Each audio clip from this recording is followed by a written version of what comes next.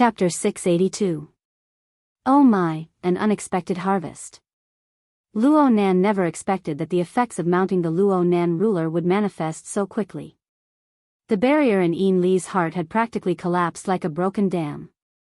Perhaps she still had a chance to repair herself, but the Wraith sign had noiselessly shaken off 2 strands of spider silk in the polar domain, which was even deeper than the abyssal region. This was to make up for the work of constructing the network nodes. 1 strand directly adhered to the structure of Yin Li's body and soul. Yin Lu, whose mind was in turmoil, was completely unaware of it. And the instant the connection was made, a portion of essence energy spilled out due to the turmoil in her mind. It flowed out along the spider silk and seamlessly connected to the altar spiderweb, linking up with each other. From Luo Nan's perspective, Yin Lu had become a normal operating node on the altar spiderweb. Though Luo Nan couldn't say that he understood everything about her, he was able to see the majority of the changes in trends from the corresponding feedback. Of course, he could do more direct interference. On the other hand, though Mrs. Halder's spider silk was able to adhere with force, the altar spiderweb was unable to reach the core when it attempted to establish a connection with her. It was unable to extract life essence energy. The operating mechanism of the winner takes all and the loser perishes appeared to be blocked here. If the nodes of the altar spiderweb were like Mrs. Halder's, then this network could simply be shut down. This woman is truly amazing. Luo Nan harbored such thoughts, not caring about the temporary setback. Instead, he was more curious about the analysis diagram that he had seized on the spur of the moment. What sort of image did he have in the eyes of the amazing Mrs. Halder? Since the diagram was logical and clear, Luo Nan scanned it once and had a certain understanding of the results of the analysis. The feeling was quite complicated. It was a bit shameful, but it was quite interesting. Some of the conclusions made him ponder, but some were quite repulsive. When put together, it seemed a bit scary. But when he mulled it over, he was inexplicably pleased with himself. Overall, he felt that it was quite reasonable. So I'm actually this sort of person. Is it good or bad? It should be okay. Boss. Yin Lu spoke with a hoarse voice 80 kilometers away. Her breath was dry and weak. It was hard for her to continue. Her mind was still a bit muddled right now. She didn't dare to think about what sort of terrible consequences her terrible reaction would bring. Don't think too much about it, Madame Halder said calmly. Some things are all about coincidence. It was easy for us to obtain this piece of information, so it's not a big deal to give it up. Mr. Luo isn't someone who fusses over every ounce. These words were addressed to both sides at the same time. Luo Nan had already said his goodbyes before, but if he really wanted to make a comeback, there were no access fences in this region of Xia City that could stop him. Actually, Luo Nan was still paying attention. Mrs. Halder faintly smiled. It looked like she didn't mind Yin Li's major mistake at all. She didn't care about Luo Nan's possible negative feedback either. She even had the leisure to continue making a small analysis. Mr. Luo's age is at the tail end of puberty. His personality is still unsettled. It's not bad to have a clear understanding of himself.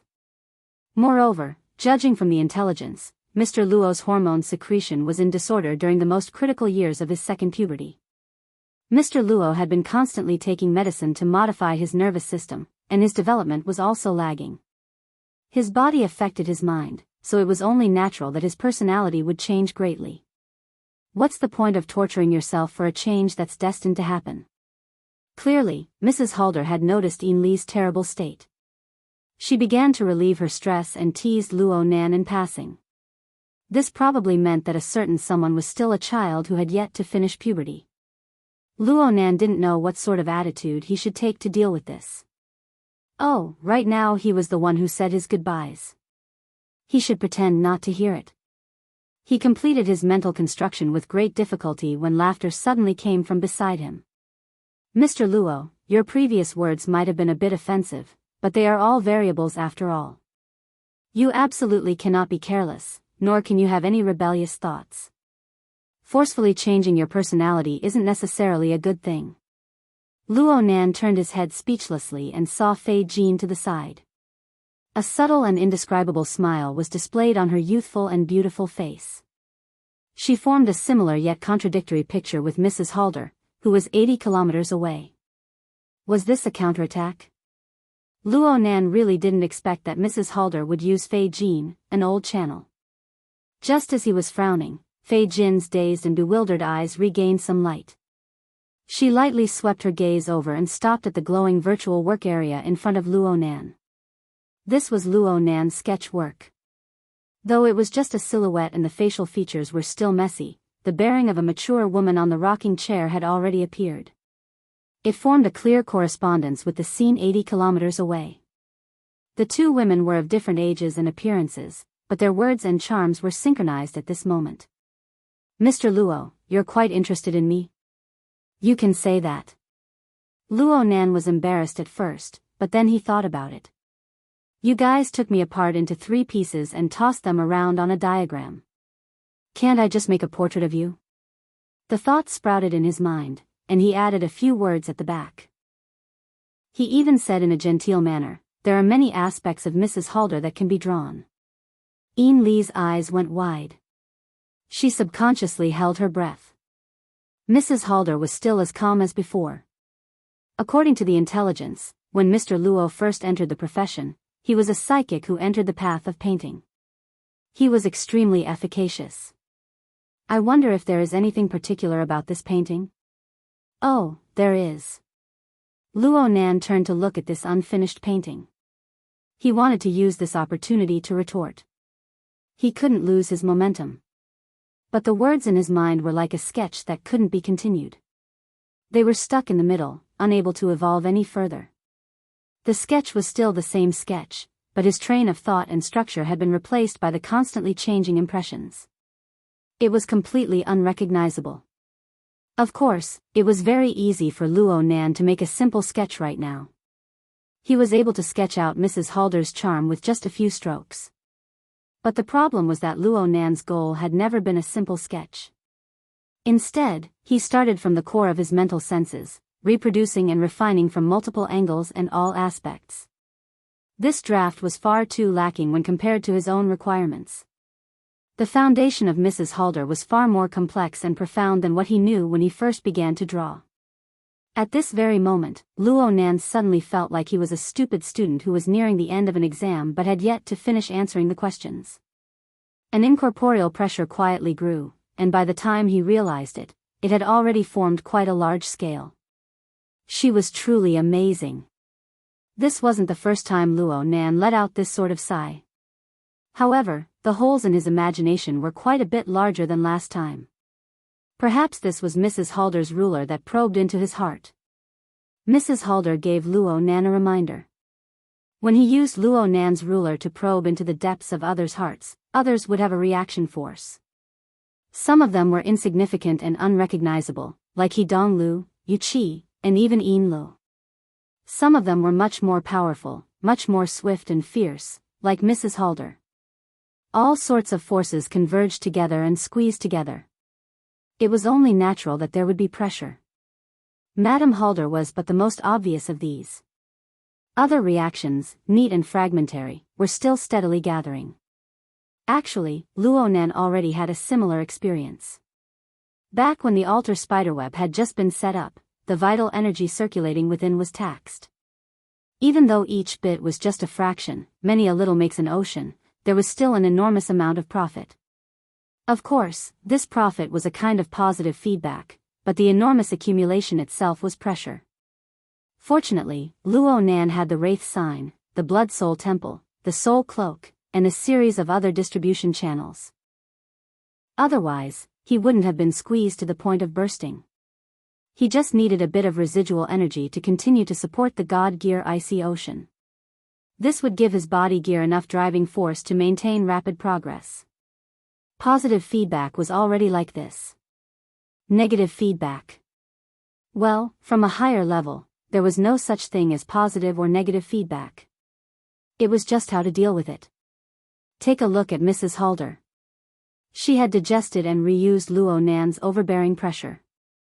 She was like an enormous furnace, smelting out the most suitable materials for herself.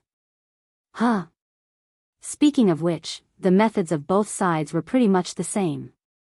It was just that Luo Nan needed to carefully ponder and learn Mrs. Halder's method of transforming the negative interference force. However, the most important thing right now was that Luo Nan finally grasped a thread of inspiration after some contemplation. Perhaps his awkward silence lasted a bit too long, but it didn't matter. The tip of his pen gently moved, and his thoughts that had been blocked for a while were cleared up. He finally began to ink in the virtual work area that had been vacant for a long time. Luo Nan didn't do anything else. He just focused on strengthening the contrast between the light and the dark side, causing Mrs. Halder, who was sitting calmly in the work, to have more tension in the dark side. It was so much so that it appeared slightly distorted. It was like a furnace emitting high temperatures to the outside world. Her pupils, half hidden in the dark side, were like fiery red doors. It was as if high-temperature flames could sputter out from them at any time. Wow. Fei Jean let out a soft sigh from the side. Of course, this was synchronized with her controller. But there was actually nothing else after this. The corner of Luo Nan's lips perked up. Some things really were comprehensible by drawing analogies. When his sketch work was completed, his blurry and ever-changing impressions suddenly became clear and definite. Especially the spiderweb that had been tossing and turning around Mrs. Halder all this time.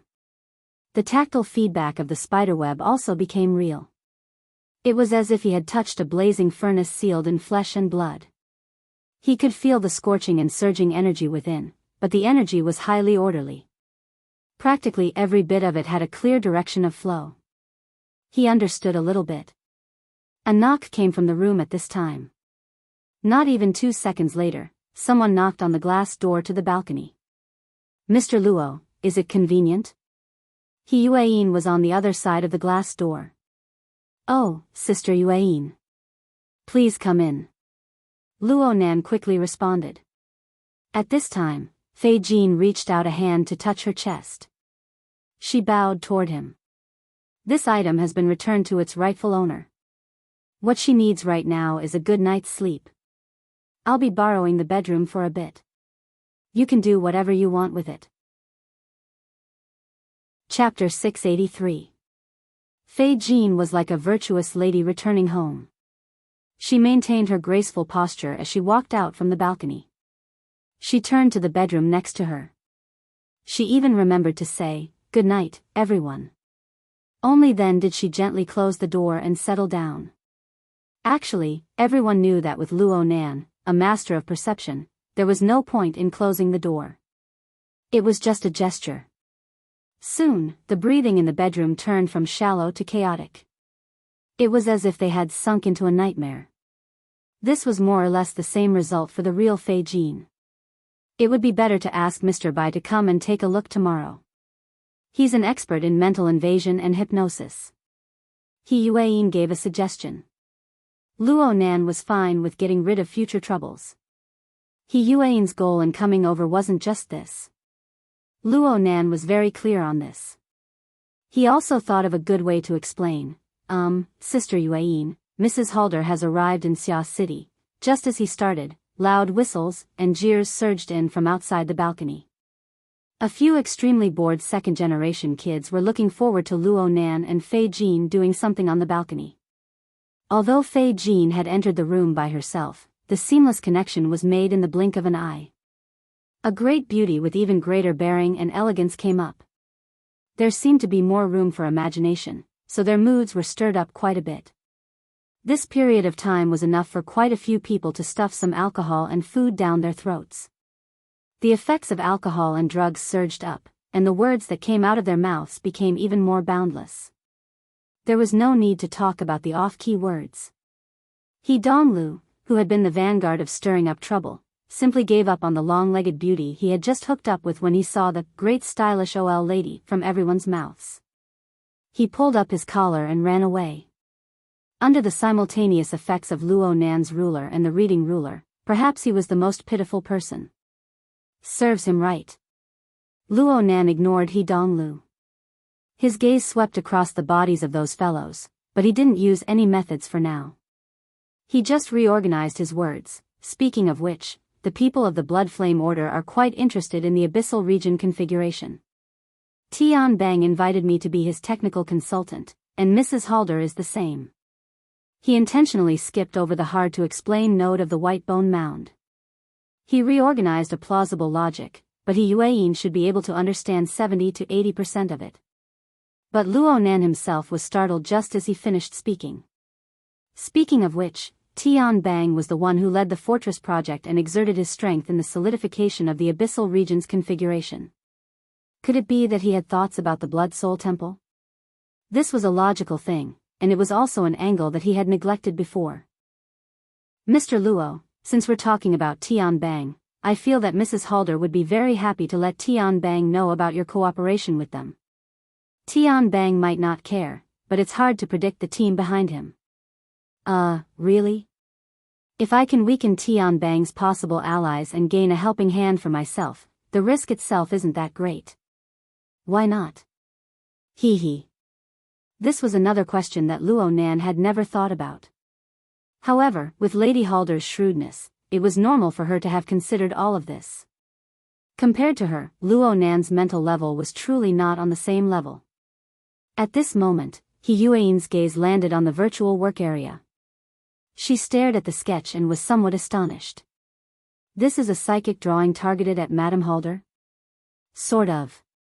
Luo Nan responded unhurriedly. He already discovered that no matter how much he considered the conflict between Madame Halder and Tian Bang, it would be a waste of effort. He would not let go of the chance to deeply research the Blood Soul Temple. The physical Blood Soul Temple beneath the volcanic region of the southwest was still bitterly waiting for a breakthrough in the aspect of configuration. This could be considered an extremely important link in his plan to purify the cloud world and assassinate Gong Qi. He certainly could not let it go. Yueyin adjusted her angle and gradually stood side by side with Luo Nan. She observed the sketch very seriously. I've seen Madame Halder once, and I always felt that her temperament was very hard to grasp. This drawing actually made my impression clear all of a sudden. Do you have any more concrete information? It's hard to say right now. Luo Nan did not speak of his immature opinion, but he gradually came to a conclusion in his mind. He was certainly not a match for Madame Halder in terms of scheming, but from the perspective of the abyssal region's solidified configuration, Madame Halder had the virtual brain system to support her. The gap between them would only be greater. Both sides cooperated with each other and mutually harmed each other. In the end, it all depended on the speed at which each side could materialize their advantages. Even if Madame Halder harbored ill intentions, as long as Luo Nan was able to crack the mystery of the Blood Soul Temple, he would still be the one taking advantage. At the very least, this was what Luo Nan understood.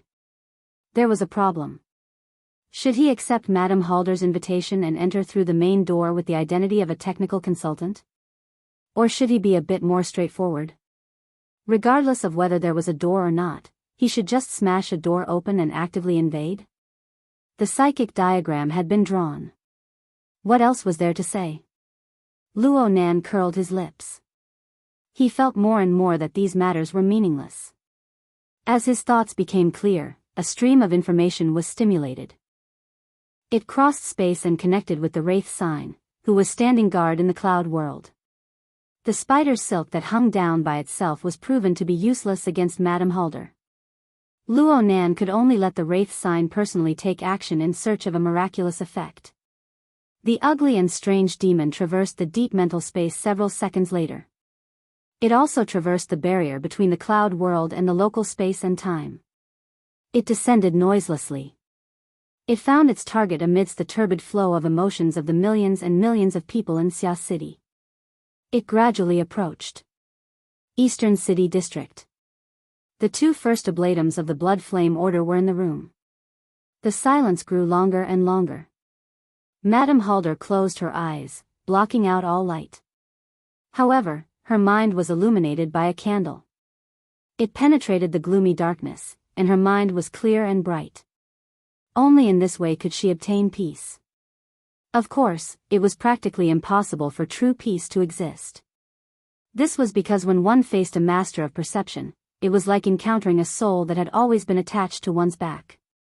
Perhaps there was no pressure from the silent thundercloud here, but a pair of eyes could lock onto one's target at any time. They would come and go willfully, and there was practically no possibility of concealment. This was absolutely the power of an extraordinary. Even though Luo Nan still had clear shortcomings right now, whether it was in terms of his body or his personality, his market prospects had already soared to the apex. They were boundlessly bright. In a society like this, even if the price-to-earnings ratio continued to rise, it was impossible to stop the expectations of investors towards the future. And potential competitors would not be lenient. The capital market was filthy, but it was not inferior in the inner world. A giant maelstrom of chaos had already formed. Would the investor who called himself a traveler continue to invest in the market, or would he raise his butcher's knife? As for the Blood Flame Order and even Madame Halder herself, they clearly knew that a giant maelstrom was in front of them. Did they still want to throw their limited capital into it? Well, she didn't have a choice. Madame Halder had signed a gambling agreement. She used her limited strength to pry open an enormous amount of capital. She would either achieve success and fame, or she would leave with nothing, or she would even leap up to the rooftop. Yes. She was very excited. The element of crisis and despair seeped down from the higher levels of reason and emotion, layer by layer. They transformed into restless emotions and even trembled like electricity. From high to low, they converged into a flood, drowning her body and mind. Ever since she personally beheaded her husband, this was the feeling she treasured the most. Every time it came, she would carefully ponder over it and experience it for a long time. Boss. Ian Lee's trembling voice rang in her ears. The trembling contained within was similar to her own, but not in spirit. It was a complete collapse of the higher and lower levels. It was a dismal and chaotic situation that could not be sorted out. It had to be said that after staying in the secular world for so long, Ian Lee's way of thinking was no longer that of a qualified first ablatum. Instead, she was that of an outstanding merchant. She had already lost the ability to extrapolate and analyze from the extraordinary plane.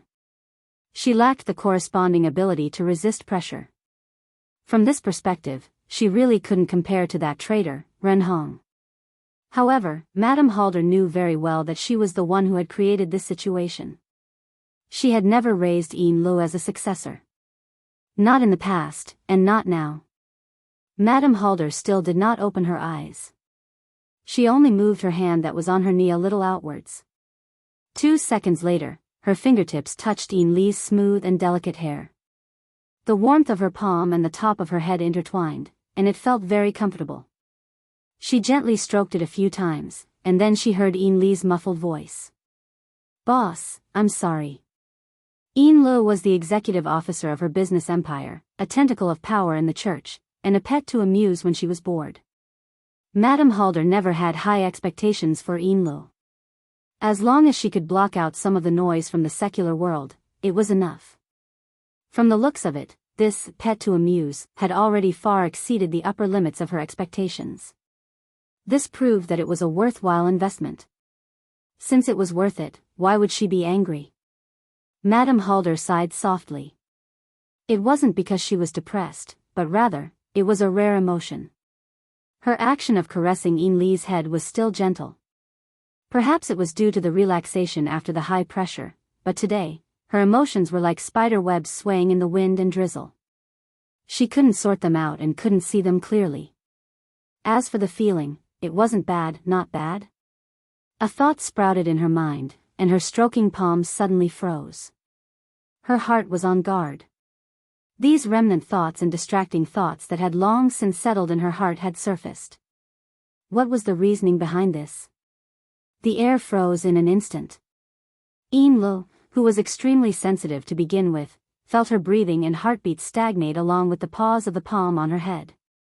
She didn't dare to move. She could only raise her eyes to look at her boss's expression.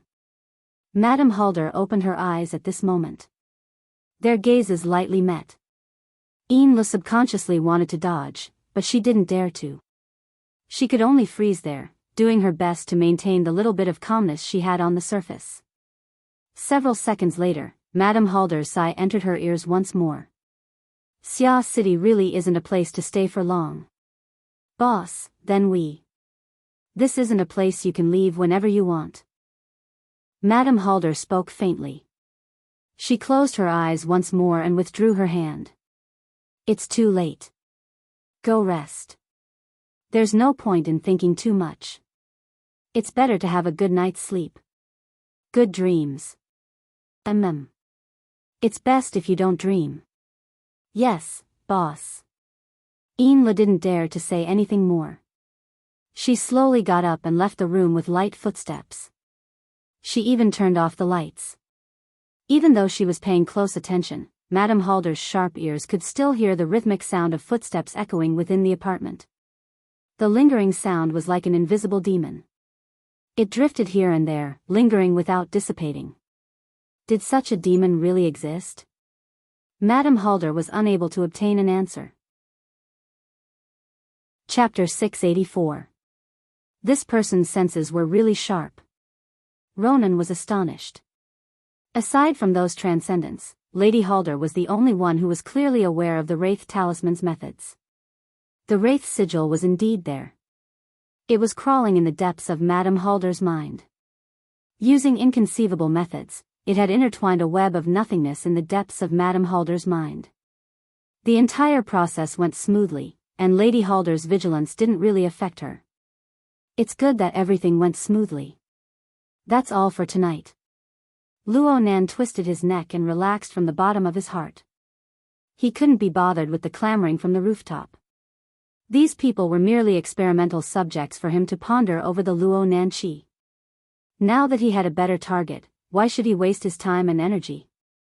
He sent a signal to the Wraith sign, telling it to return to the cloud world as soon as possible. Without the Wraith sign, it would be more troublesome to cross the space-time barrier.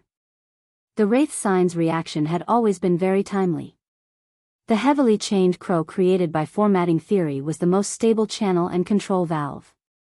However, this time, the Wraith sign's movements were somewhat sluggish, and its attention seemed to be diverted. Luo Nan was immediately aware of the minute changes. At this moment, the Wraith Talisman's focus was no longer on Lady Halder. Instead, it was on the other side of the room, where Lu was in a daze. Luo Nan was quite baffled. The Wraith sign had always been a picky eater. Even though he was good at using the turbid flow of emotions, he wouldn't easily become interested in the turbid flow. At this moment, the barrier in Li's mind had already collapsed. The reconstruction was still a long way off, so she shouldn't have the trait of attracting the Wraith rune. But at this moment, the Wraith Talisman was circling around Lu in the depths of her mind. Its 6 extraordinary splendor eyes locked onto its target. A few breaths later, it opened its mouth and a blood-red radiance flowed down like scorching saliva. Luo Nan noticed that there was actually a speck mixed within the bloody light due to the particularity of the aura. The speck's luster was dim, and it undulated indeterminately within the bloody light. However, as it rushed out of the Wraith sign's body and circulated in the deep space, some connections that had existed for a long time but had been cut off were re-established. The particles flickered and seemed to possess a certain level of activity. They flew out from the bloody light and flickered incessantly as they fluttered about. What's the situation? 80 kilometers away, Luo Nan was surprised by this turn of events. His mind cut into the body of the Wraith sign based on the nature of the bloody light. He passed through the chaotic clouds of purple lightning formed from the chaos element to point directly at the Blood Soul Temple that was being suppressed. Following the guidance of the aura, he quickly found the source of the change in the second floor's garden area. One is missing. The overall layout of the second floor of the Blood Soul Temple was like an artificial garden, but its specific function was not too clear. However, there were a few foreign objects deposited here. They were the shepherd marks that the first and vice ablatums of the Blood Flame Order and Elder Mo Luan had refined in order to control the human-faced arachnid and establish the Blood Soul Temple. There were at most 4 shepherd marks, and they looked like fireflies floating up and down. However, one of them belonged to the traitor of the Blood Flame Order, Ren Hong. Luo Nan forcefully pulled it out and tossed it into the bottommost layer of the magma lake, completely destroying it. This also caused Ren Hong to perish. The other one belonged to Mo Luan. It had already become the core of his puppet construction. It wasn't here either. Thus, there were only 2 shepherd's marks left in the garden. One belonged to Lady Halder, and the other belonged to Enlu. The 2 marks lost all of their light due to their connection to the outside world being severed. All that was left behind was their pure and precise structure. They had been obediently staying in this area all this time, allowing Luo Nan to study them. But now, one of the 2 shepherd marks had been swept out. It was none other than the one that originally belonged to Enlu. After it flew out, or rather, it was spat out by the wraith sign, it re-established a connection with its original owner. Enlu, who was in a daze, was completely unaware that the aura of her body had once again connected with the mark in the depths of her mind. The mark was bestowed with radiance and vitality once more. She was like a firefly dancing in a river of blood. Wraith sign, what's the meaning of this?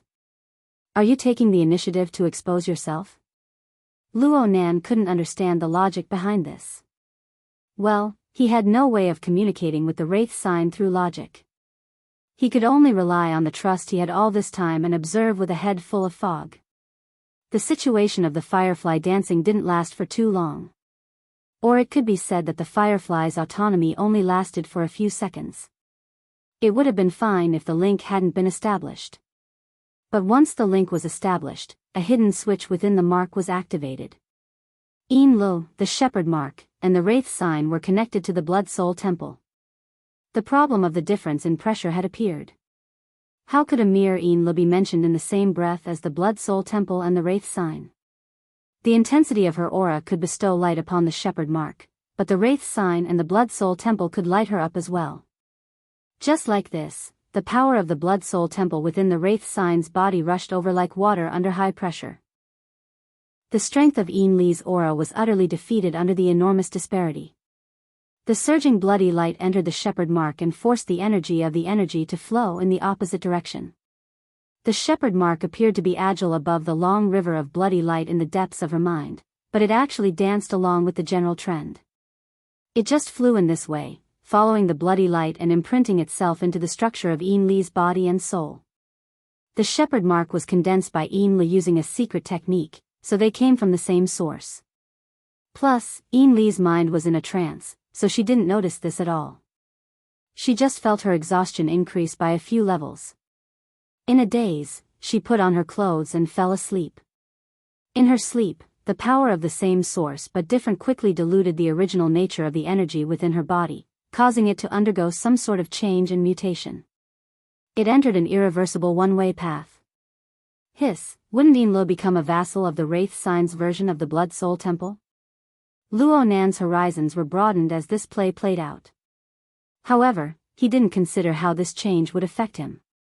Instead, a completely irrelevant thought occupied his mind. This configuration is a scam. Luo Nan had examined the structure of the shepherd imprint a few times. It was a configuration. Let's not talk about how marvelous it was. At the very least, its degree of precision was astonishing. It even surpassed the condensation ring by a level. Luo Nan naturally used it as a research target. But he never expected that this mysterious structure, which could control the larvae of the human-faced arachnid, would have such a deep hole buried in it. Which damned control hub would create a two-way channel? For example, Luo Nan used the heavily chained crow to control the wraith sign. It had always been a one-way channel. Luo Nan's soul strength transmission would be amplified, while the opponent's strength would be obstructed. This was the only way to guarantee the safety of the controller. Otherwise, wouldn't the controller be instantly countered if the controller grew stronger? It was just like Enlu right now. Such a design wasn't stupid, it was bad. Luo Nan thought back to the information he obtained from the Blood Flame Order. It seemed that this imprint wasn't developed by them. They borrowed it from some investor. The situation inside was complicated. Right now, it was Enlu. If it was Mrs. Halder instead, what would the result be? What would the result be if the entire transformation happened? The transformation of Enli's energy still needed some time. Luo Nan could do it, but he wasn't prepared to speed up the process. He needed more time to observe. The problem was that while Luo Nan was stable, the Wraith Sign Blood Soul Temple was quite anxious. It wasn't enough to control Yin Lu. The surging river of bloody light followed the momentum of the charge. Borrowing the current state where the aura wasn't clear, it circled around Yin Li's body and soul structure for a moment before it found another passageway and charged over majestically. The Blood Soul Temple was on the other side of the channel. However, the Blood Soul Temple in the Abyss District was the foundation of the Blood Flame Order's existence. Luo Nan watched in a stupefied state as the Wraith Sign Blood Soul Temple's river of bloody light poured into the Abyss District with Yin Lu acting as a guide. This sort of reverse infusion was certainly abnormal, but Yin Li's chaotic state of mind, the homologous nature of the Blood Soul Temple served as a cover, and the Wraith Sign Blood Soul Temple's methods were added in. Everything seemed to go smoothly.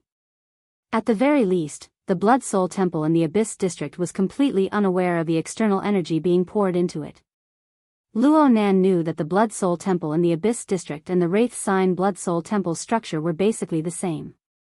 Using a visual perspective to observe, they were both lofty mountains. There were 5 groups of buildings built according to the terrain of the mountains. From bottom to top, there were stone forests, lava lakes, courtyards, gardens, faceless grottos, temples, halls, and altars at the top of the mountain, and so on. There was also fiery red lava flowing and zigzagging through them. Right now, the river of bloody light that originated from the Wraith Sign Blood Soul Temple had merged with the fiery red lava flowing up and down here in a short few breaths of time. Then it was transported to every corner of the Abyss District structure. And every time it reached a place, it would gather and organize the information there, giving it layer after layer of feedback. The Wraith Sign didn't deal with these things. The final recipient could only be Luo Nan. Yin Li's telepathic thoughts reside at the altar at the top of the mountain. There's a strong person. He should be fleshly by her side. His willpower is firm, and he's on the 4th floor. This person is Meng Chong, right? Jiang Yuanjin is on the 2nd floor. Wu Kuei's aura is quite obscure. He's on the 3rd floor. Soon, not only Yin Lu, but every member of the Blood Flame Order who had the qualifications to occupy a certain position in the Blood Soul Temple system had their status, role, and current state displayed. In these few dozen seconds, a confidential list spread out before Luo Nan's eyes. This list was undoubtedly the foundation of the Blood Flame Order. It encompassed all the talents and resources that the Blood Flame Order had accumulated over the decades. Once this list was grasped by someone. Fine, Luo Nan was holding this list right now. As long as he wanted to, he could follow the clues to the melon. He could rely on his soul cloak and various techniques and methods on the mental plane to wipe out these people in one fell swoop. It didn't seem to take much effort. Scam. What a scam. Luo Nan couldn't help scratching his head. How did things suddenly develop to this step? Speaking of which, if he hadn't interfered, if he had allowed the Blood Flame Order to complete a series of plans and fuse the Abyss District, the sacrificial artifact of the human-faced arachnid, and perhaps the physical structure of the Blood Soul Temple into one, then it would have been hard to say who would have control over the Blood Soul Temple. Sure enough, investors would eat people up without spitting out the bones. A somewhat childish thought flashed through Luo Nan's mind. Then he turned his attention to the most respected person on the list. Chapter 685. The results were somewhat outside of Luo Nan's expectations. The lowest level of the Blood Soul Temple in the Abyss District was also a lake of magma in the stone forest. It was also a place where foreign energies were digested and smelted. The structure of this place was different from the other 2 Blood Soul Temples. There were tens of thousands of believers here at all times. They poured out negative, intense, and extreme emotions and distracting thoughts through telepathic channels. Yin Li's mutation power had bypassed this stage in the beginning.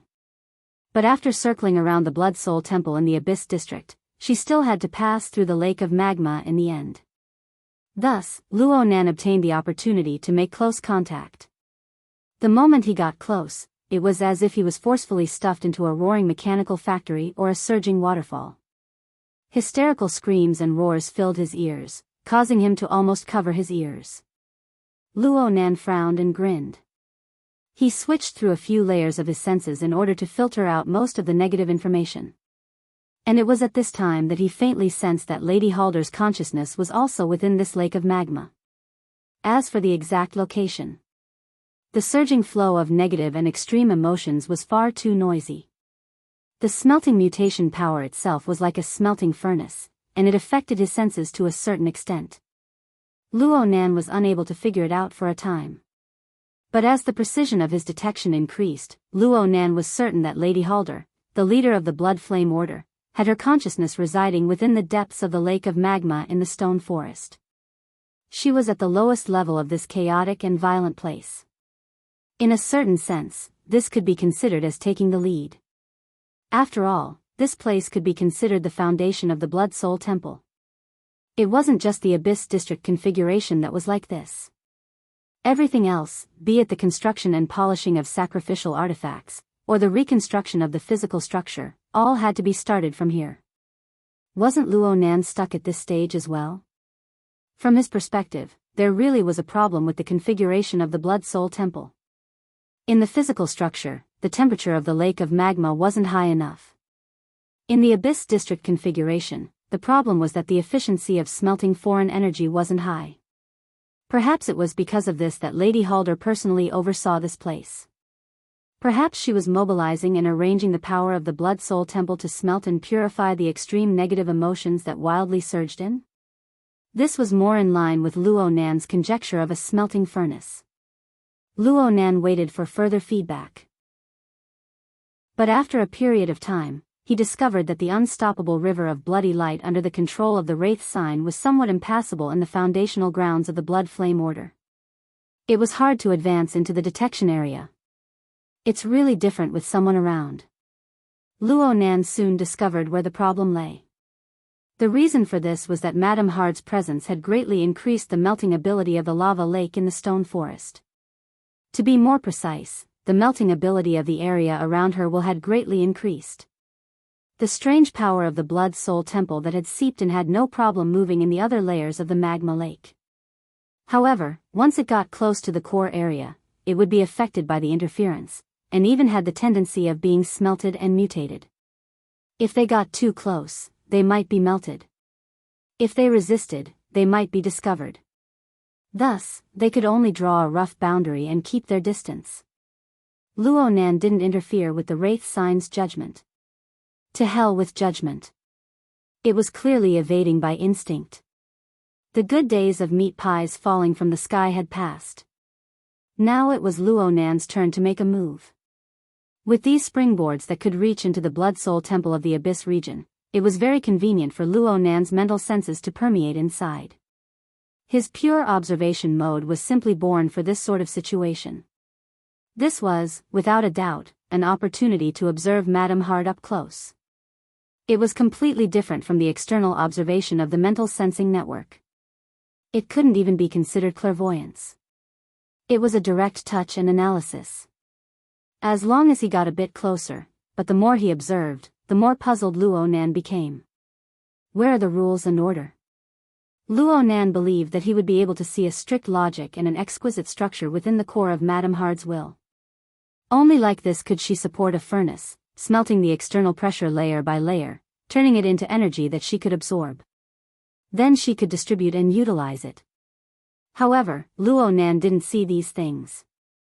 At least, he didn't see them at first glance.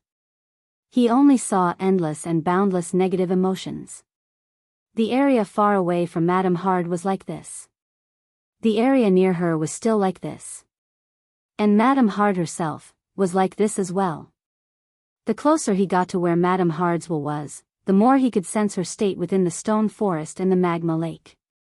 She wasn't a comer, but a confronter. Her own mental and physiological plane was surging, and it was clearly displayed. Desire for power? Desire for destruction? These inflated emotions and desires were like enormous roaring waves. They came and went, and they even charged back into the stone forest and magma lake. They stirred up a maelstrom of undercurrents that churned endlessly. Luo Nan also saw Luo Nan. His weight in Madame Hard's heart was quite heavy. He had the effect of the mountain of bones, the configuration of thoughts, and a series of other factors. He had fear, yearning, greed, and other emotions mixed together. There was also an indescribably enormous shadow within Madame Hard's heart. It seemed to be born from external stimuli. It was similar to Luo Nanqi, but on a much larger scale. Fear, despair, and other intense negative emotions were born from this. This caused Madame Hard to intentionally or unintentionally carry out some processing, causing her emotions to become hidden and dark. It was hard for Luo Nan to see any results no matter how much he observed her. But in any case, the Madame Hard in the stone forest and magma lake was far too different from the powerful woman that Luo Nan had observed and understood earlier. In this place, she was more like a crazy woman. She screamed at the extreme emotions of thousands upon thousands of believers, competing to see who was more greedy, more fearful, and more despairing. Could it be that her external appearance was just the embers of the lava lake after she vented her emotions? That didn't make sense. Wasn't her brain lacking oxygen from all this racket? How could she have the energy to scheme? Luo Nan was puzzled no matter how much he thought about it. He clearly felt that something was wrong. He tried to probe deeper with his mental senses through pure observation. This wasn't easy. Madame Hard's emotions were like a complex maze. They surged and churned, twisting, and changing. Wanting to capture the so-called core was an extremely difficult matter. It was very easy to be led astray. Luo Nan tried again and again, but he was always a bit off. He was able to comprehend a certain principle from this. The mental world of a person wasn't much different from the vast and boundless physical world of space and time. This was especially true for a person like Madame Hard. She was violent and complex, and she was deep and boundless. It was practically impossible to reach the bottom in one go. But this didn't make sense. When the Wraith sign was in control, he clearly felt that the temperature of a certain area was much higher than the surrounding area. How could it be now? Oh, he understood. Luo Nan slapped the railing and came to a sudden realization. He couldn't blame anyone but himself. His pure observation mode did indeed allow him to probe deeper without any pressure, but how could he understand the heat of emotions like this? Using pure rational observation to probe into the level of emotions and desires was obviously incompatible. In other words, he needed to be scorched by the raging flames of Madame Hard's emotions and desires in order to grasp the crux of the matter. This was easy. He could start from nothing and slowly adjust. He could fumble for a level of intensity that could be sensed but wouldn't stimulate Madame Hard. The Wraith sign couldn't do this sort of delicate work, but he could do it for him. Hiss. Luo Nan's expression suddenly changed just as he was testing things out. He subconsciously pressed his chest, but there was a rumbling roar in his ears. It was as if the roars of thousands upon thousands of people were forcefully shoved into his mind. He had a similar experience before, but this time it was different. This was because Luo Nan felt heat. This was a ball of irritable fire that was forcefully stuffed into his heart. It instantly swallowed up a small portion of his rational region. It made him restless and anxious, but there was also a willful and joyful feeling of recklessness that came from disregarding everything. Luo Nan's mind was a bit absent-minded in an instant. He wanted to sever the connection with Madame Hard's emotions and desires, but he hesitated to make a move. Someone called out softly by his ear at this time. Mr. Luo? Mr. Luo? Oh, Sister Yueyin. Luo Nan suddenly woke up. He knew that he had been in a daze for far too long. He hurriedly suspended his probing and turned around. He made a slight movement, and he discovered that a layer of cold sweat had appeared on his back. It stuck to his underwear, and the cold wind from the balcony blew in. It was cold and drenched. Even low-level instincts of desire had this sort of impact. Mr. Luo, are you all right? I'm fine. Luo Nan was a bit embarrassed that his soul had flown to the heavens time and time again, and he had always been mysterious. The problem was that the matters he had paid attention to and pondered over were far too private. It was very hard to tell others, and it would cause even more trouble if he did. Fortunately, Yueyin was the most considerate. She didn't make Luo Nan feel even more awkward. She just took out the results of her investigation of Li Yiwei's matter and asked Luo Nan to look over it.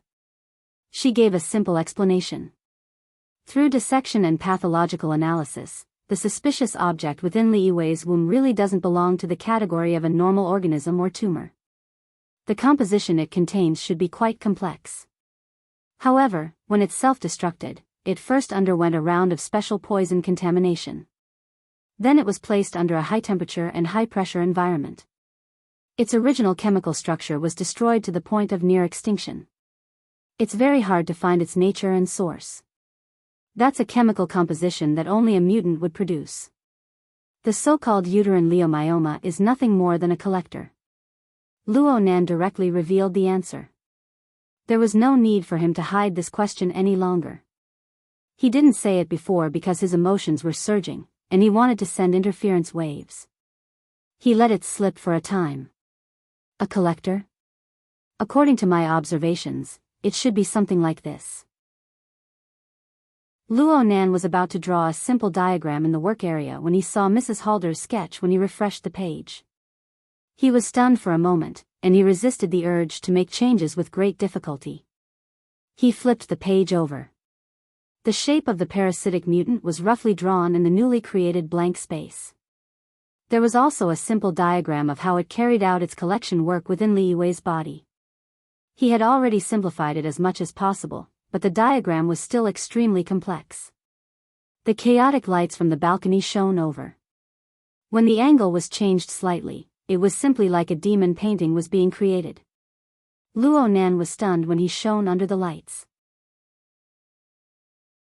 Chapter 686. Perhaps the virtual work area came with some animation effects. Under the illumination of the lights, the sketch of the parasitic mutant blended together with the fuzzy human frame. Its collecting tentacles replaced the positions of blood vessels and nerves, but they were unwilling to stay in their positions. They stretched out of the human frame and seemed to stretch out of the work area. They danced in the void. Luo Nan looked at his own work. He looked at those greedy and restless tentacles. He felt that there was something strange in his heart. It was like these tentacles were struggling and dancing. He was not unfamiliar with such a vague and bizarre feeling. It was just like when he used himself as an experiment earlier. Yes, he seemed to have taken drugs. Luo Nan had a bit of an idea as to why such a situation would occur. At this very moment, the irritable flames from the Blood Soul Temple of the Abyss District were still relentlessly invading him. The fuel of that flame was the extreme negative emotions of tens of thousands of people. He touched that environment and was affected by it. It was a bit like he was being assimilated. Fortunately, the situation was still under control. Luo Nan's thoughts were still very clear. His communication with He Yueyin wasn't affected. He pointed at the sketch and introduced the situation he knew. According to my observations, every time a third stage mutant is added, it means that it can collect a bit more samples. It's hard to grasp how much is needed in order to satisfy it. After all, there are requirements for type and quantity. And the chemical composition produced by each infected person will overlap. Overlap? He Yueyin immediately grasped the key word. Luo Nan could only blink his eyes. If he told her about his arrangements 2,000 kilometers away, then he would be a bit too careless. Fortunately, He Yueyin never forced him to do anything. She turned her gaze to the chaotic dance of demons on the rooftop outside. There are 22 over here. That's 22 seeds. Yeah. It should be very easy for them to blossom and bear fruit after being stimulated. Luo Nan responded without thinking. He discovered that He Yueyin's words didn't sound like an analysis, but more like an emotional sigh. That was right. He Yueyin had never faced the 22 small shrimps at the grand banquet. She faced the tens of thousands of potential infected people that were impossible to control with normal thinking. This number was far too excessive for anyone who maintained order. Luo Nan could feel the pressure He Yueyin's heart at this moment. But then again, how did this become her responsibility? The military, the government. Oh, those people were still in the dark. Luo Nan suddenly understood. He Yuan had concealed the information of 10,000 potential infected people. In the end, she had shouldered a great deal of responsibility. But if that wasn't the case, how could the people from Quantum Corporation so easily jump out? Now that the situation was clear, why should he continue to bear the burden?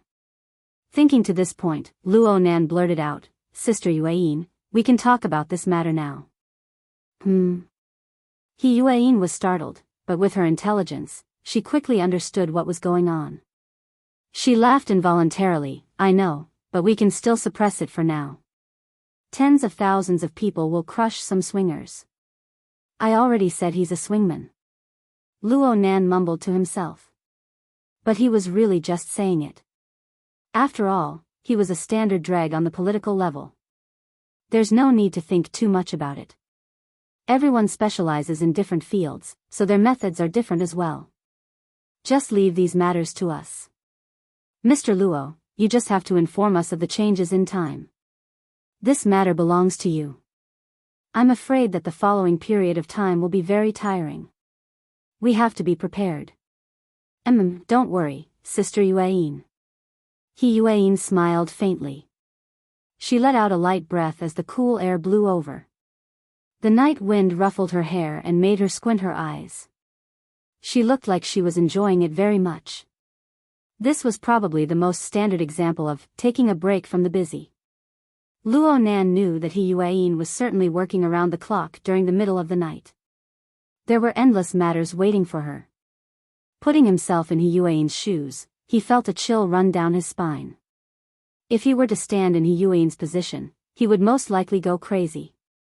Perhaps it would be admiration, sympathy, or even pity. Luo Nan suddenly wanted to help He Yuan ease a bit. Let's not talk about the specifics of the solution. Right now, it was good to be able to chat and relax. Yep, there was also him. He had been scorched by the intrusive raging flames. His mind was quite vexed. He didn't want to ponder over matters anymore. He just wanted to rest for a bit. Luo Nan waved his hand to extinguish the work area with this thought in mind. He leaned sideways against the balcony railing and adopted the posture of having a chat. But his emotions surged forth, and he was a bit dumbfounded. What should he talk about? The wristband on his wrist vibrated at this time. First, the watch with the garbled code lit up. It projected light under the control of a predetermined program, forming a three-dimensional region of all sorts of intertwined garbled codes in the space of an inch around his wrist. Then the garbled codes began to form an orderly puzzle. A portion of it formed a simple human silhouette, and the surrounding area was this person's name. It was a character that he had no impression of at all. The garbled codes rearranged themselves during this baffling time to form a complete leaderboard. The first person at the top was the fellow who had just been revealed by the garbled codes. Next to his name was an item called Number of Missions Completed. The number marked on it was 5. According to Luo Nan's understanding of the grand banquet, he was able to guess the reason why this brother was on the leaderboard. He had already caught 5 prey and branded them with a tattoo. Should he praise his superb skills for this kind of achievement, or should he use the phrase, quick shooter, to summarize it? In any case, the appearance of the hunt leaderboard caused the atmosphere on the rooftop to become even more fervent. The scene became even more, restless. Luo Nan turned his head halfway and swept a few glances towards the rooftop. He couldn't help but curl his lips and say, this group of people are really having fun. But they're good. They don't have to worry about anything, and they still need us to wipe their ass when they cause trouble. There are still 4 people on the rooftop. They're definitely not having fun anymore. He Yuan was referring to the seated players. It was impossible to allow this group of people to continue messing around, no matter how one looked at it. Luo Nan had already noticed a few ability users approaching without batting an eyelid as they spoke. They clearly wanted to completely control the remaining few. As for what sort of treatment they would enjoy after this, only the heavens knew. Luo Nan was amused when he saw this, but he soon came to a realization. Sister Yuan, you're trying to persuade me. I originally wanted to console you. Luo Nan didn't have time to say these words before he heard He Yuan say, Are there any other harvesters besides Li Wei? Well, I'm really not too sure about this. Luo Nan was able to find Li Wei and the medical worker 2,000 kilometers away. Luck more or less played a role in this. He still needed to further research and ponder the principles of the night-level basic internal colonization biochemical reactor furnaces production, operation, and hiding of the parasites. The probability of it being a female might be a bit higher. After all, the size of the parasite isn't small. It's easier to be exposed if it's a male. Speaking of which, Li Wei's understanding of the parasite is quite subtle. Right now her consciousness has yet to recover. I've already asked Mr. Bai to come over and use the dream technique to try and dig out some information. Li Wei is certainly someone who knows, but she's someone who doesn't know everything. She certainly doesn't know that the parasite monster possesses a self-destruct mechanism. At the very least, she doesn't know what the self-destruct condition is. Luo Nan suddenly laughed in spite of himself as he spoke. Then he couldn't help burying his face into his elbow. Sister Yuan, I'm afraid there's nothing else for the two of us to talk about besides serious matters. Yuan looked over in astonishment, then she pursed her lips into a smile. She took a step forward and used her elbow to support herself on the railing. She stood shoulder to shoulder with Luo Nan. She squinted her eyes as she welcomed the cool breeze. So you want to talk, huh? What do you want to talk about? Are you trying to coax me? In the end, it was rare for Luo Nan to see Yuan in such a lively manner, so he decided to forgive her. Luo Nan hadn't truly thought of a good topic up until now. His meager life experience and taste were simply incapable of supporting a pure leisure style of chatting. In stark contrast to him, the group of people on the rooftop were playing to their heart's content. These people could play, knew how to play, and dared to play. Even the old-fashioned kiss cam was full of tricks. When a strong light beam shone on a designated group of people, it was hard to say what sort of eye-piercing scene would appear. Luo Nan's eyelids twitched as he watched. He slipped out a sentence, "Let's talk. Let's talk about these people. It's like I said just now. They're really having a good time." His gaze wandered across the rooftop. Actually, he didn't need his eyes. He could sense the wanton and unrestrained emotions and desires of this group of people purely through his senses. This even included the passive participants such as the models. Under the turbid flow of alcohol and drugs, all of their thoughts and burdens were drowned out. At the very least, he couldn't see any traces of them for the time being. Is this considered being carefree and without worries? Living a befuddled life is more appropriate. That's right. Luo Nan subconsciously sighed. Mr. Luo is envious. Huh? Yuan turned around to look at him. I feel that Mr. Luo doesn't care about the enjoyment and treatment of these people. You only care about their relaxed and free state. Why can they live a befuddled life, while we have to face the cold wind and discuss these urgent and boring matters of life and death? Could it be that this isn't envy? No, I'm not envious. Luo Nan stared blankly for a few seconds before denying Yuan's judgment. He unconsciously moved his fingers. It seemed that he wanted to draw a diagram in the void to guide his thoughts. But in the end, nothing took shape. So he could only say whatever came to his mind. I can only say that I'm curious. You know that I took drugs to alter my nervous system. Right now I'm not sensitive to alcohol, drugs, and so on. So I don't really understand this state. Can the pressure and burdens of a person's heart really be forgotten through this sort of method?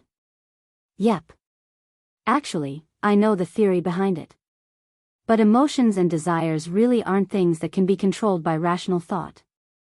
They have to be burned for a bit. Crap. I'm talking too messily. I understand.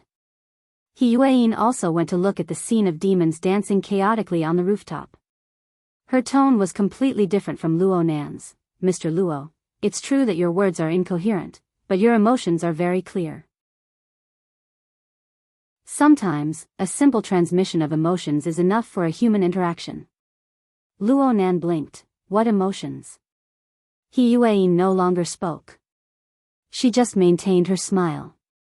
This time it was Luo Nan's turn to understand. He laughed bitterly. Or is it envy? No, that's not right. Then he used an even more frank and harsh attitude to define himself. It's not envy. It's envy. Chapter 687. It was unknown which idiot had done it. Kiss. Cam's tricks had actually been played with Luo Nan and He Yueyin. When the lights focused on one's body, one would suddenly become the center of the world. The physiological and psychological states of people would inevitably undergo a certain degree of change. This involved instincts that had been passed down for millions of years. The only difference between people was whether they were more or less used to it. What's more, there were countless people clamoring. They screamed towards the balcony, "Kiss! Kiss! Kiss! Rip! Rip!" From the perspective of the group of people on the rooftop, He Yueyin was undoubtedly a first-rate beauty. Luo Nan could be considered a fresh and tender youth. His beauty was naturally delicious. People were impatient to watch a restricted-level drama. It would be best if they could personally participate. However, the reactions of the two people on the balcony were rather cold. Luo Nan knew that he was a bit nervous and excited right now. His heartbeat had increased a bit, but this was far from enough to shake his mind. He had no intention to ponder over the complex physiological and psychological mechanisms within. He just followed his simple emotions. His fingers faced the strong light and streaked across the rooftop. 99% of the people here are older than me. Sister Yueyin, you're actually quite young. You're at least 50% younger than the people here. Why can they be like this, but we have to be like this? Why can they use this method to be happy, but I can't experience it at all? Yes, I can't experience it. In comparison, Mrs. Halder seemed to be a bit more pleasing to the eye. At the very least, she did things with great difficulty. She bore pressure that was unimaginable to outsiders. Luo Nan could understand this method, but he couldn't understand the group of people below him.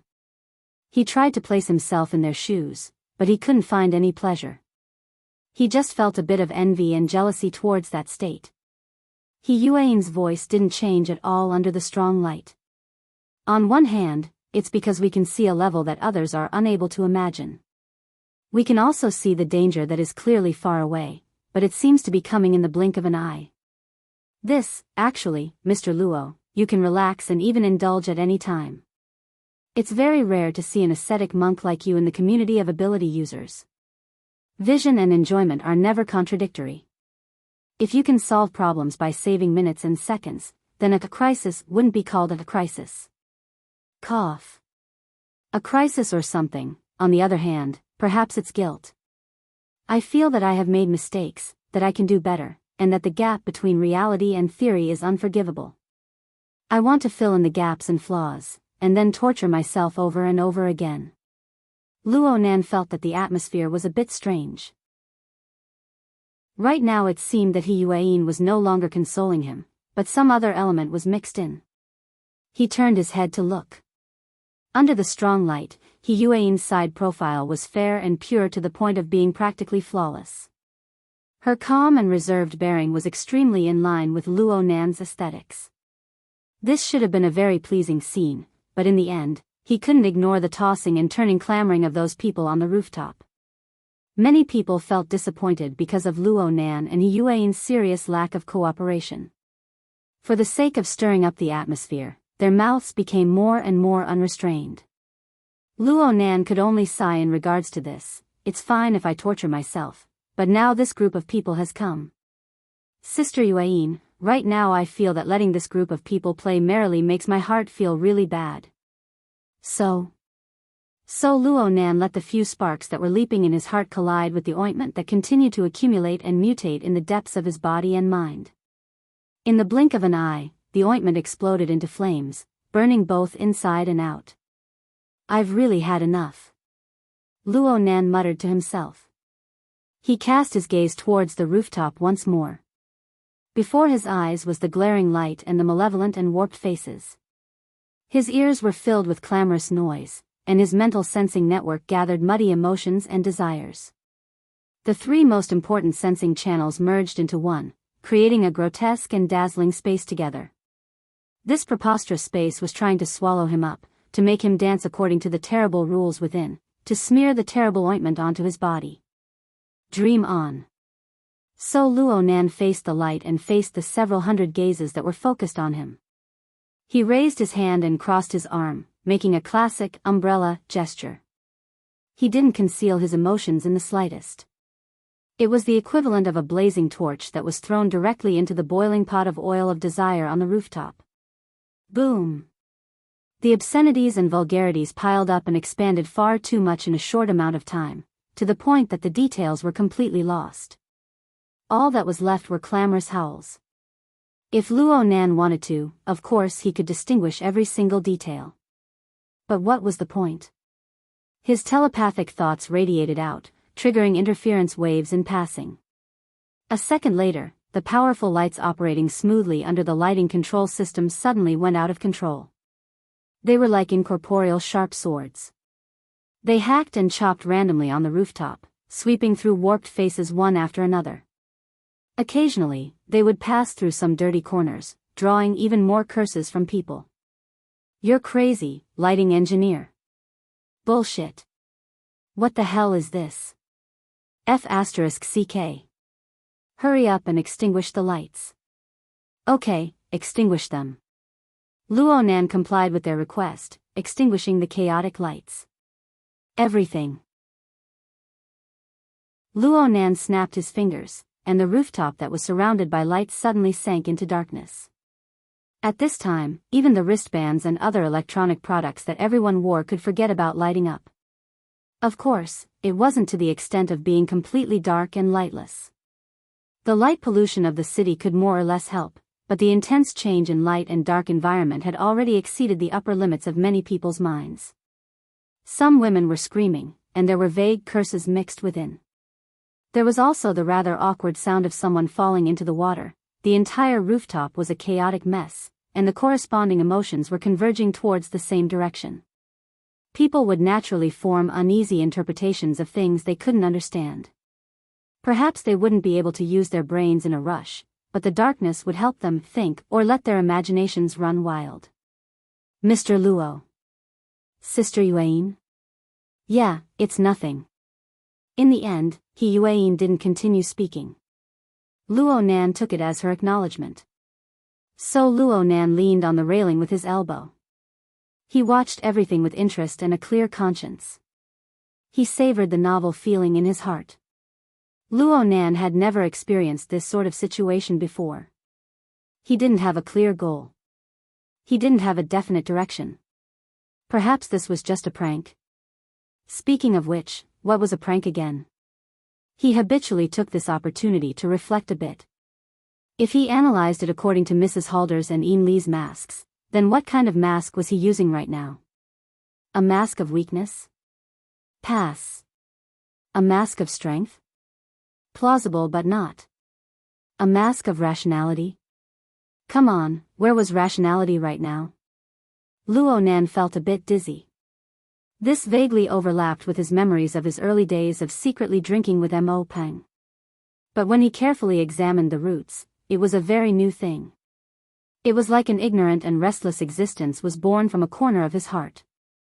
It sprouted and collided with the chaotic reactions of the surroundings, mutually intertwining and absorbing nutrients. Gradually, it became a few basic reactions, taking shape and strengthening. Luo Nan wasn't clear on the specifics, and he didn't want to think too much about it. He felt that this was quite good. It was quite relaxing. He didn't need to think too deeply. He just needed to follow the itch. Yes, it was like scratching an itch. He just needed to find a comfortable strength and use his strength. It was also at this moment that the Wraith Sign, who was leading the invasion of the Blood Soul Temple in the Abyss District, seemed to sense the situation over here. It gave Luo Nan a sidelong glance. Luo Nan had never understood this demon. He didn't understand this fellow's reactions at all. He didn't understand where this fellow's actions came from. But right now, with this sudden sidelong glance, Luo Nan was shone upon by the demonic pupils of a different color. He suddenly understood. At least he understood a bit. This chaotic fellow seemed to be very excited. It was precisely this state that was transmitted over to Luo Nan. Luo Nan was able to grasp the information contained within. The wraith sign didn't possess intelligence, but it possessed a gluttonous instinct. It could be called aesthetic appreciation. From its perspective, the emotions and desires of living creatures were ingredients. Ingredients were divided into quality and coarse. Cooking techniques were also divided into high and low levels. In its eyes, its master, Luo Nan, was perhaps a savage who only knew how to hunt and gather. Even if he did occasionally plant crops, he did so freely. His harvests were all unprocessed. They were carelessly eaten, and they tasted terrible. Though the quality of the ingredients didn't improve, a certain someone finally had some self-awareness. So hungry. Foodie. Luo Nan experienced the emotional state of the wraith sign. He felt that it was even more interesting in his mind. There was also inspiration. He clearly received inspiration. He patted the railing and decided to experiment with this new method. Luo Nan faced the darkness of the rooftop, as well as the restless emotions that frantically spread and grew within the darkness.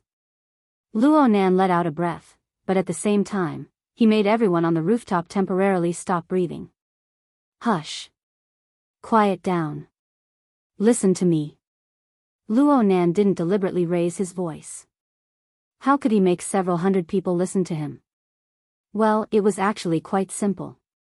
His soul strength interfered with the plane of reality and sealed everyone's nose and mouth. At the same time, his interference strength was enough to guarantee that everyone could hear his words. He was practically speaking into the ears of everyone on the rooftop. The rooftop instantly quieted down quite a bit. There were no other sounds, but there were even more intense sounds of struggle. The clanging sounds of tables and chairs being overturned lingered in the ears. And these noises quickly subsided. All that was left was Luo Nan's voice and will flowing within the darkness. Frankly speaking, you've provoked me. You've made me very unhappy. Of course, being happy isn't something I'm good at. I understand the opposite. Then, as a greeting and also as a form of revenge, I can convey to you the things I'm good at. From now on, I want you to shut your mouths and not breathe. I want you to howl in pain. I want you to beg for forgiveness from fear. Oh, if you think of this darkness in the future, I'll allow you to think of me. My name is Luo Nan. I'm a fellow who doesn't really know how to joke around. He Yueyin looked over in a daze from the side. In the back, Chinikuan and Gouda also looked through the glass door. They maintained their stupefied posture. Even further away, there were different people using different methods to watch this preposterous live broadcast. Luo Nan knew all of this clearly, but he didn't care at all. He only paid attention to the countless flames of emotions within the darkness. The turbid flow of the mental plane transformed into a long river of flames that flowed with oil. However, the long river of flames didn't flow outwards. Instead, it formed a whirlpool. Or perhaps it was just the swirling oil and the wok, roaring and roasting within the raging flames. The aroma of the food was nothing more than this.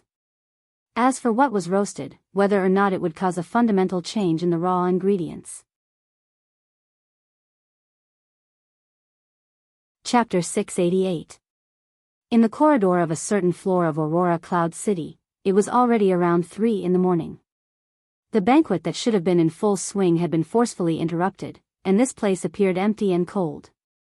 Occasionally, a few waiters could be seen, but all of them were listless, as if they were still mourning over the tips that had flown away.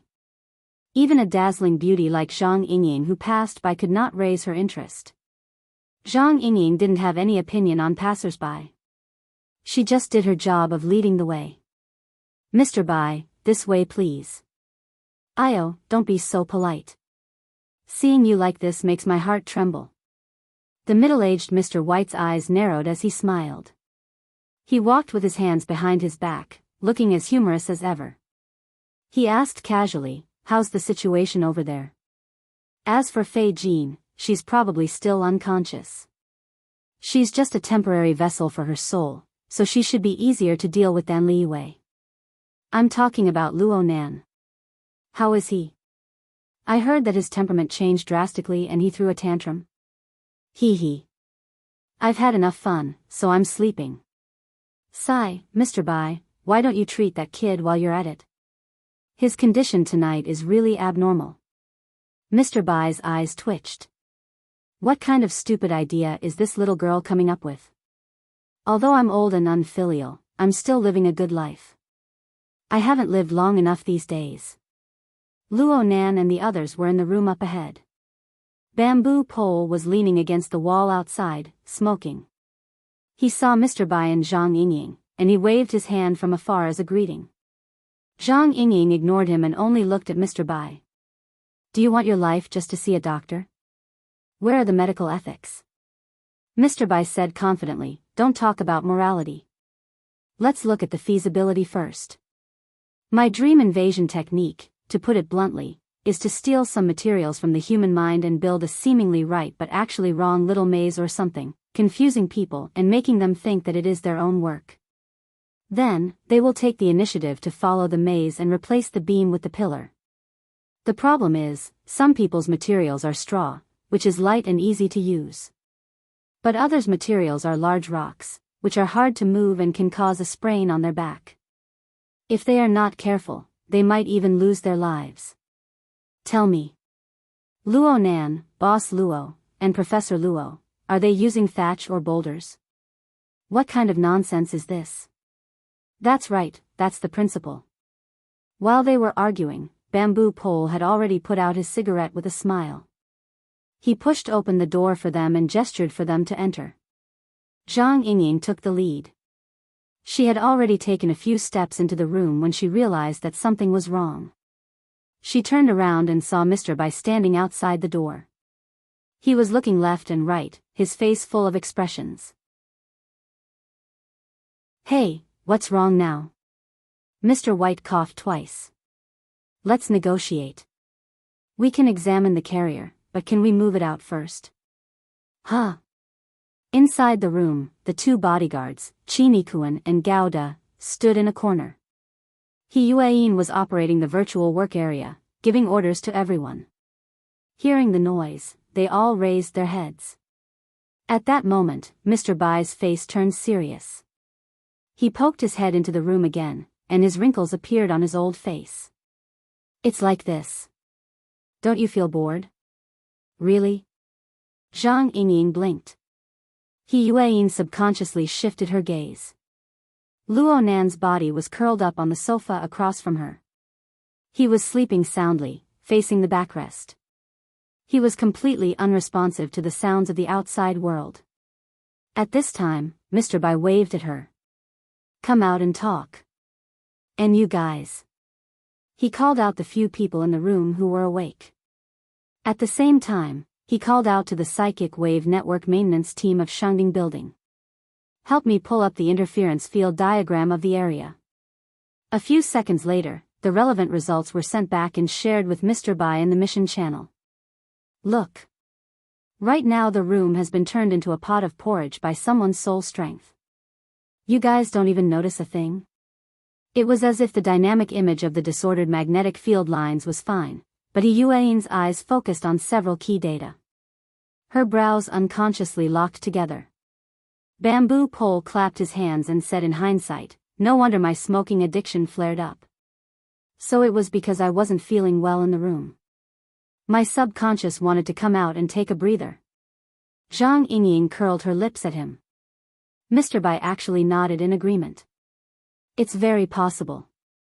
Vice President He and Ikuan, who have been with that person for a long time, have received an even more intense and direct impact. They are no longer sensitive to the subsequent effects. He Yueyin's gaze pointed straight ahead. Mr. Luo, what's the situation right now? Do you have a clear judgment?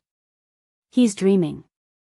When it came to the field he was most proficient in, Mr. Bai replied straightforwardly, his cerebral cortex should be extremely active. The information stored in his brain region is continuously being excavated and reorganized. Moreover, it is constantly producing new things. Since his soul strength is too powerful, there is a corresponding power radiating out, but he unconsciously controls it. It's fine if he doesn't control it, because the power will naturally scatter. It's precisely because he subconsciously controls it that it forms a meaningful building. Yes, it's popular to call it format right now. You guys have been inside for a long time, and you're also in a clear-headed state, so you're completely unaware.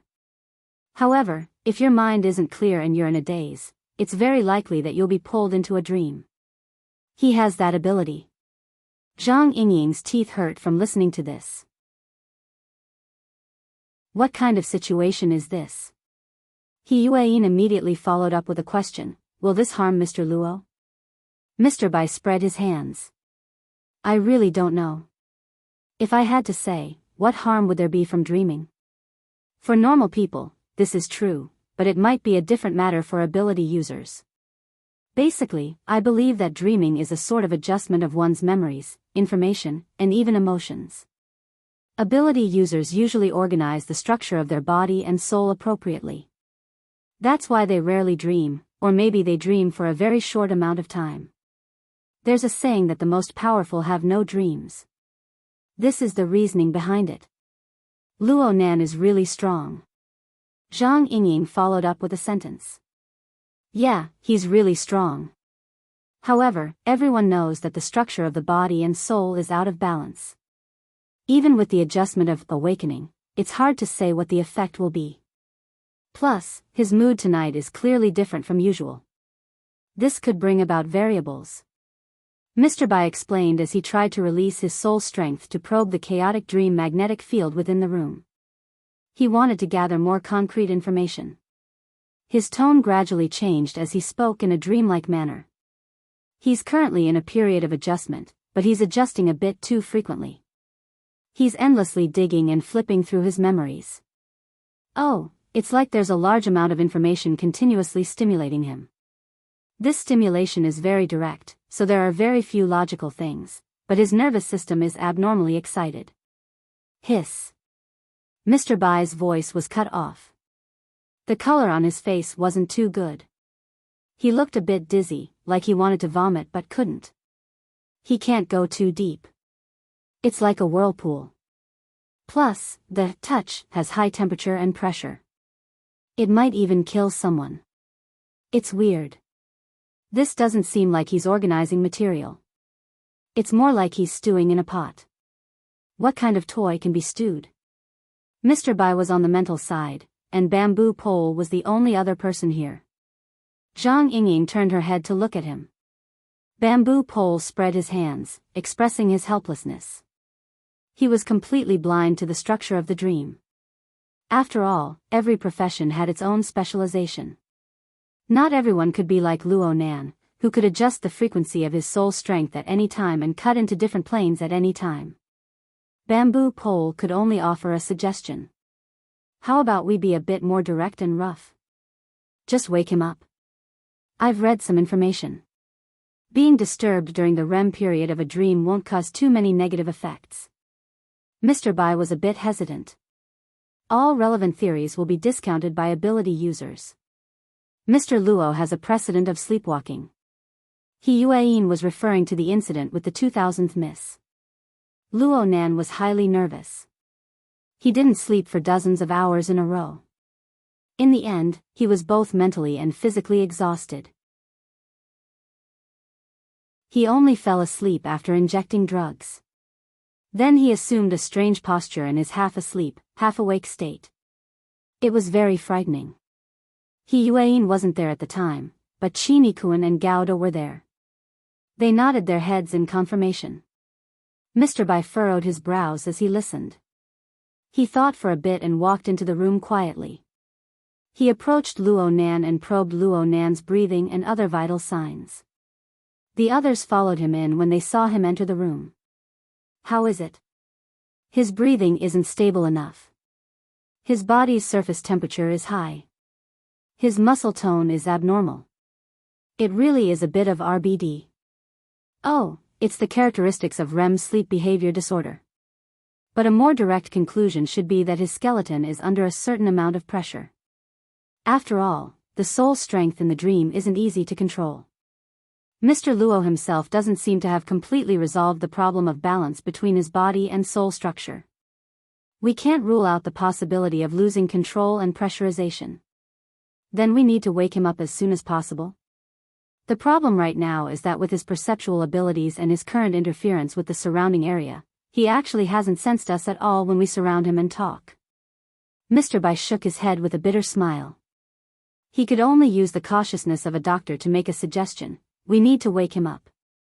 But we need to consider the possibility of losing control of his soul strength when the dream collapses.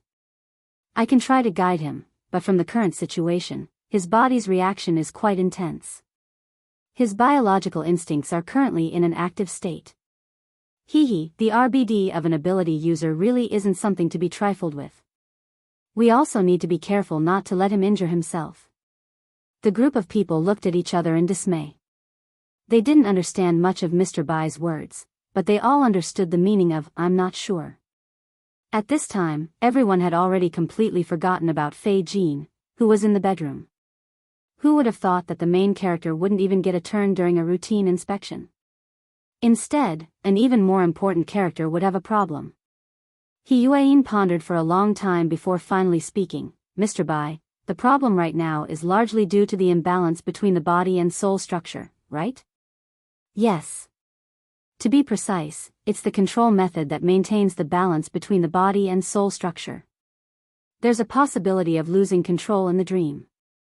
What we need to do right now is to eliminate this possibility." "Okay. I'll make a call." He Yuan spoke and then walked to the side.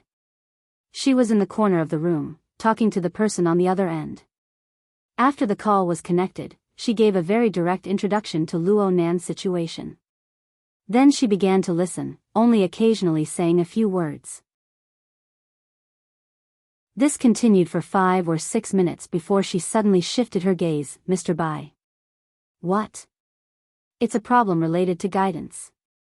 Can you allow information from the outside world to be poured into Mr. Luo's dream more accurately?" "Well, what kind of information is it?"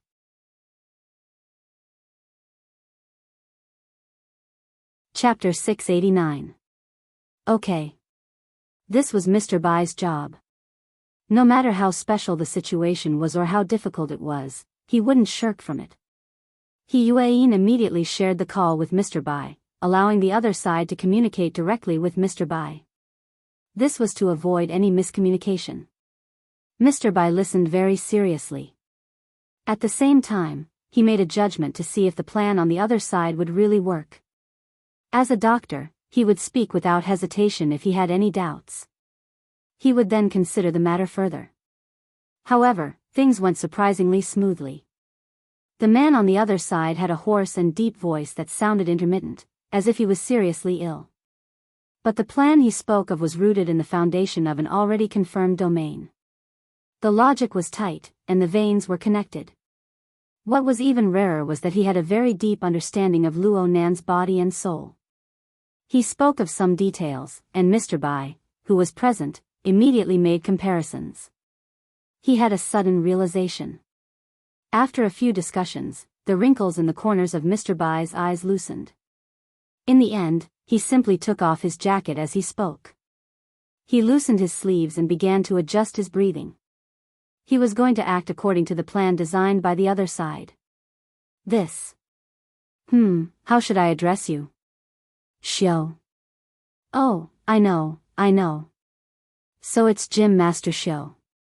Mr. Bai secretly praised, a great teacher produces a great student. It was no wonder that Luo Nan had said a few good words for him, the martial arts teacher, during his public lecture. Luo Nan was indeed worthy of it. The pleasantries stopped at a certain point. Everyone knew what was important and what was urgent. Mr. Bai immediately gestured to He Yuan to let go of the bracelet she wore for the time being. He Yuan didn't say much. She did as she was told. Mr. Bai took the bracelet and placed it next to Luo Nan's ear, fixing it in place. He used the shared communication device to communicate with the person in the distance. They adjusted the pace together. There was no need for him to say anything. The others in the room consciously backed away. They all held their breaths, afraid of disturbing Mr. Bai and Jim Master Show's joint treatment. Chinikuan was careful. She pulled God, and the two of them guarded the door. Chinikuan deliberately went to the bedroom to watch the unconscious Fei Jin and put an end to any possible mishaps. Mr. Bai slowly exhaled. The sound seemed to echo in the silent room. After adjusting his breathing, he softly said, "Hall Master Show, let's begin." The change did not happen immediately. It was only when Mr. White's voice faded away and the air became still again that a slight vibration appeared. It had a weak effect on the air. Everyone present was an ability user. Their senses were sharp, and they could all hear a wave of low and deep sound coming from the earring. From the sound of it, there seemed to be ups and downs, a rhythm, and a turning point. It felt like there was a clear meaning to it. However, if one tried to identify it carefully, they would not be able to understand the details at all. It was like the chanting of Buddhist scriptures in the temple, which had been reconstructed and recombined in its unique rhythm. Zhang Yingying's eyelids twitched. For some reason, she had some impression of this sound wave, but she couldn't find the source. No matter what, this was not a good time to ask questions. She could only endure and suppress the anxiety of not being able to help at all. She stared at how Mr. Bai was going to deal with this. Mr. Bai's eyes slightly widened. They seemed to be closed yet not closed. His body swayed. He was like an old man in the middle of the night who could fall asleep at any time.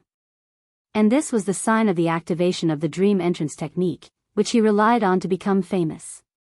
His entire body was in a nearly relaxed state, and his soul strength permeated into the surrounding dreamland magnetic field, using it as a medium for the sound wave to vibrate and transmit. What he needed to do next was to ensure that this sound wave maintained its original nature as much as possible during the process of transmission and reception. He wanted to preserve the original message. And because of this, Mr. Bai was able to understand the basic message transmitted by this sound wave from Xiao Xinyu earlier. It was a set of sentences: "My heart is like a prison, my heart is like a furnace, my heart is like a mirror, my heart is like a country." It was as if Luo Nan was wandering through a long and chaotic gallery. Front, back, left, right, and even above his head and below his feet were piled up with paintings of thick ink and heavy colors. Even if they were paintings, Luo Nan wouldn't be able to find a clear concept to correspond with.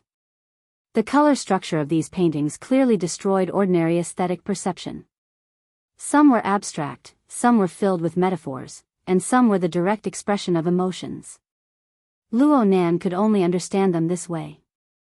In fact, he didn't understand anything at all.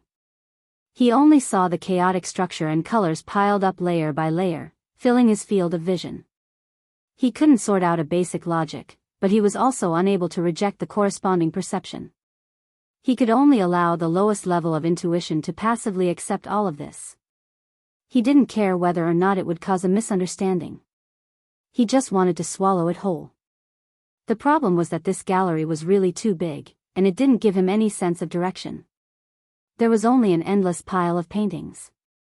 In the end, it was as if someone was forcefully pulling open his eyelids and pouring those dazzling colors into his eyes.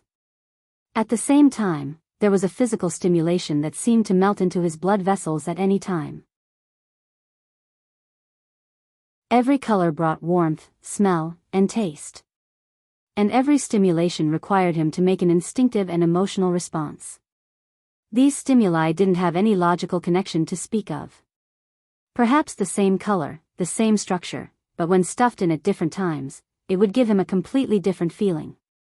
Luo Nan instinctively felt danger, but before he could understand what the danger was, the illogical information had already stuffed all of his reaction pathways. He was completely lost in this place. He was like a drunkard who had been completely drunk. He only wanted to close his eyes, cut off all information from entering his body, and fall into a deep sleep. At this time, there was no use of willpower. There was only the instinct of his body. When he was tired, he would sleep. When he was sleepy, he would sleep. As for whether he would wake up or not after sleeping, how could he know such a complicated matter? He was numb. He was completely numb.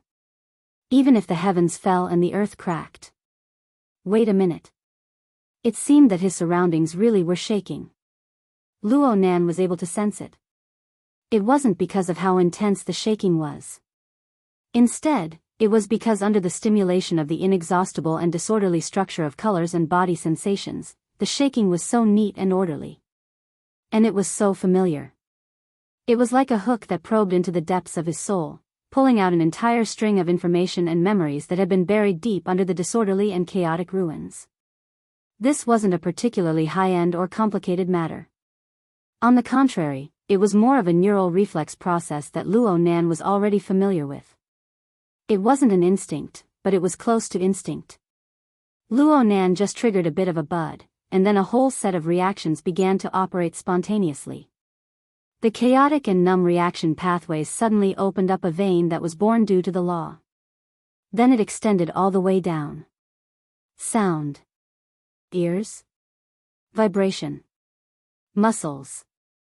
From this moment on, Luo Nan clearly captured his own inherent organs and even his fuzzy self-perception. It was like a network node that was constantly vibrating, spreading its special frequency layer by layer. From this, Luo Nan sensed a dense neural network. He sensed his blood vessels and tendons. He sensed his bones, flesh, skin, and hair. He sensed his 5 viscera and 6 bowels. In the end, he sensed his entire body. It was like a gear set that had malfunctioned. It struggled amidst the chaos and disorder. There were obstructions. But with the introduction of special vibrations, a habitual rhythm that wasn't instinctive but was close to instinctive took the upper hand once more. Heart, liver, spleen, lungs, and kidneys. Ears, eyes, mouth, nose, and tongue. This was the art of 9 orifices and 6 roots that Luo Nan had been bitterly practicing for the past few months. Under Gym Master Xiu's supervision, Luo Nan had already treated this cultivation method as a natural part of his life. He didn't make any special plans, but walking, sitting, lying down, observing, smelling, and touching were all part of his cultivation. Up to this point, the art of body gear came from sensing his senses, the rotation of his internal organs, and the construction of his body and skeleton. It was meaningless to emphasize the exquisiteness of the art of 9 orifices and 6 roots under these circumstances. However, Luo Nan was able to further strengthen his memories from the gradual formation of this operating mechanism. At the same time, he dug out the foundation of the laws and rules of his life. His consciousness, which was still operating with difficulty, formed a short but clear and correct logic. With the body gear, there should be a corresponding God gear. The body gear and God gear interacted with each other through coupling, forming the rules and order of his body and soul structure. God gear. God gear. The order of soul strength on the mental plane. The clattering sound of chains rang out. There seemed to be someone whispering into Luo Nan's ear amidst the unique rhythm. It was a familiar rhythm. It was a familiar abbreviation. Even if there were some distortions, Luo Nan was still able to analyze the information within. My heart is like a prison. My heart is like a furnace. My heart is like a mirror. My heart is like a country. The 16-word chant that originated from his grandfather took root in Luo Nan's body, soul, and neural network. Then it touched upon the mental plane and soul strength. Luo Nan's body and soul structure were slowly and firmly changed through 5 years of pure and extreme experimentation with drugs on his own body. It wasn't Luo Nan's innate talent, but it clearly showed the most essential rules and order of his existence.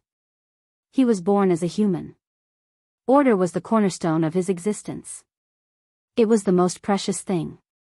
When Luo Nan had this realization in his mind, the heavily chained crow emerged from nothingness. It came from the depths of his heart, causing his body's prison format to manifest clearly. It acted internally. The coupling interference of the body gear and God gear returned to stability. A domain of rules was drawn for Luo Nan. It acted externally. The Wraith sign. Luo Nan's willpower and emotions exploded at the same time. Your F** king rebelling. Right now, Luo Nan was like a fisherman steering a boat on the surface of a hurricane. The body and soul system constructed by the laws was like a small dinghy. It carried him up and down within the boundless and chaotic storm of emotions and desires. He could be annihilated at any time. But even so, he still projected the heavily chained crow. He used the other end to firmly lock that malevolent and incorporeal wraith. He had to get to the bottom of this no matter what. What is this fellow doing in the end? The wraith sign appeared within the boundless elements of chaos. Unexpectedly, the wraith only curled up under the binding of the heavily chained crow. It was dispirited and listless. It didn't show any signs of resistance or backlash. But even so, there was still violent and berserk energy radiating from its body. It forcibly passed through the heavily chained crow that was designed as a one-way channel. It transmitted a terrifying, high temperature that could burn the soul.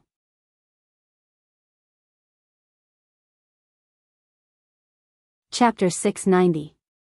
Luo Nan had already firmly controlled the wraith sign. The heavily chained crow's control over this demon was no different from any of the previous times. The wraith sign was indeed obedient. There really wasn't any rebellious situation. The wraith sign was still the wraith sign, but the wave after wave of high temperature was real. Now Luo Nan knew that this was a crazy storm of emotions and desires. Its intensity directly crushed the stone forest and magma lake of the Blood Soul Temple in the Abyss region. It was larger, more restless, more extreme. So Luo Nan compared it to a hurricane wreaking havoc in the ocean. The obvious truth was that this power originated from the wraith sign.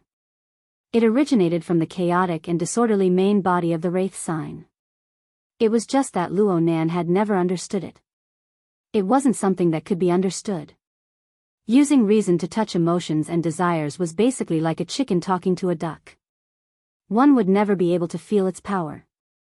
It was just like how the cloud world and the local spacetime were separated by a thin and hazy membrane of spacetime. It was enough to make the billions of people on the planet turn a blind eye to it. The Abyss region and the plane of reality were muddled together in a certain sense, but they coexisted peacefully under the natural mode of the mental and the material. Now Luo Nan personally experienced the burning power of emotions and desires. He knew how to interpret it, and this membrane was pierced through. The power of another dimension was truly transmitted over. The transmission of this power was the unceasingly rising temperature of the heavily chained crow. It posed a more fundamental question to Luo Nan. The heavily chained crow clearly controlled the wraith sign. Why couldn't it control the power within the wraith sign's body? There seemed to be some sort of difference between the wraith sign and the power of the wraith sign. As for where the difference was. Crackle. The high temperature and pressure transmission of the heavily chained crow formed an even more direct stimulation and threat to the structure of Luo Nan's body and soul. Luo Nan himself didn't know how to deal with it, but a certain element within his brain reacted a step ahead. The external neuron, this special creation, suddenly became lively. It continued to radiate bright and splendid electric flames. Right. Speaking of which, the external neuron was attached to the heavily chained crow. It was connected to Luo Nan's self-format. How could the wraith sign's powerful transmission of berserk energy not stimulate it? This was great. It really was a collision between the virtual brain system and the wraith sign system. Huh. Luo Nan suddenly recalled something. His mind temporarily moved away from the wraith sign and entered the virtual brain interface. As expected, the changes in the outside world were timely reflected in this magical visual interface, and the extent of the changes was beyond imagination.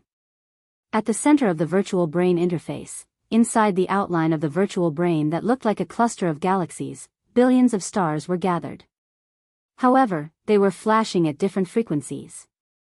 Their positions were even shifting, showing unprecedented turbulence, as if they were experiencing an unexpected interstellar storm. The mysterious structure of the character, I, that was hidden inside, on the other hand, still maintained the same sense of order and hierarchy. Even if some of the stars and sectors were displaced, the structure would still be slightly adjusted as a whole, and the stability of the structure would always be maintained. It was very marvelous. After looking for a long time, Luo Nan vaguely jumped out from the structure of the mysterious I character.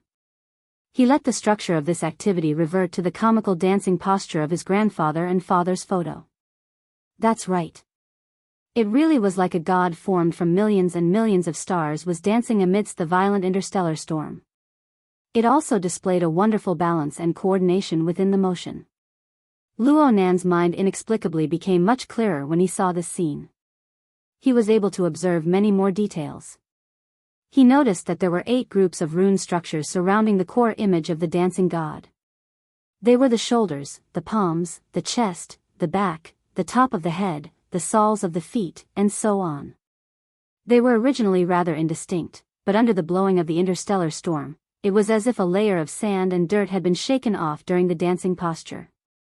The fineness of the structure actually increased clearly, and more information flowed and transmitted wherever the eye could see.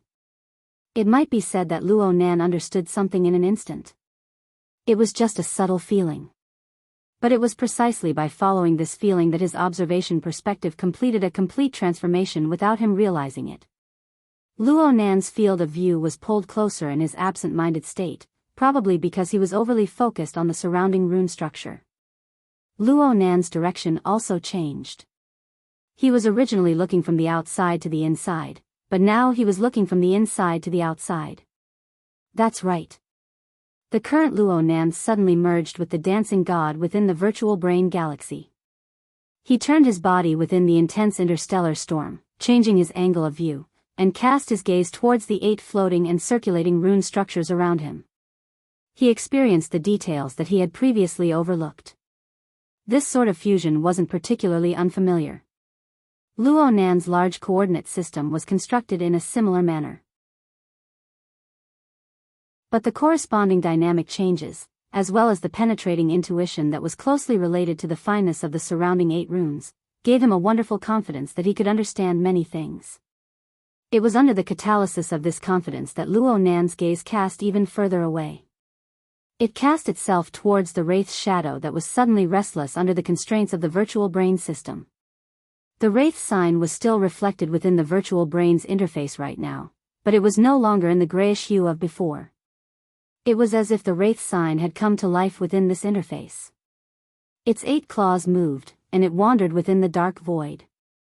Bewildering and nearly muddy light flowed up and down its entire body, so much so that it concealed its signature 6 extraordinary pupils.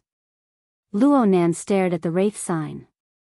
He stared at the dazzling radiance, but what inexplicably projected into his mind was a shadow. That's right, a shadow. If one only lowered their head to look, they would only be able to see the grayish silhouette of this nothingness. No matter how much one studied it, it would be the same.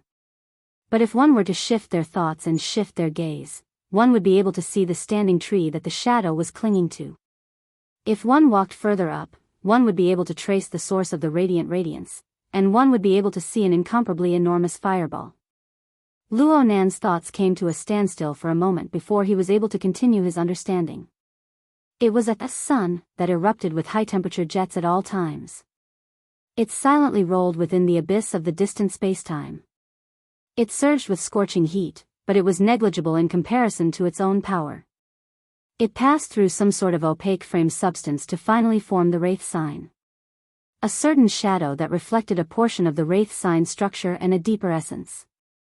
The thing reflected by the wraith sign was very grand, but it was precisely because of this that it set off its lowly nature all the more.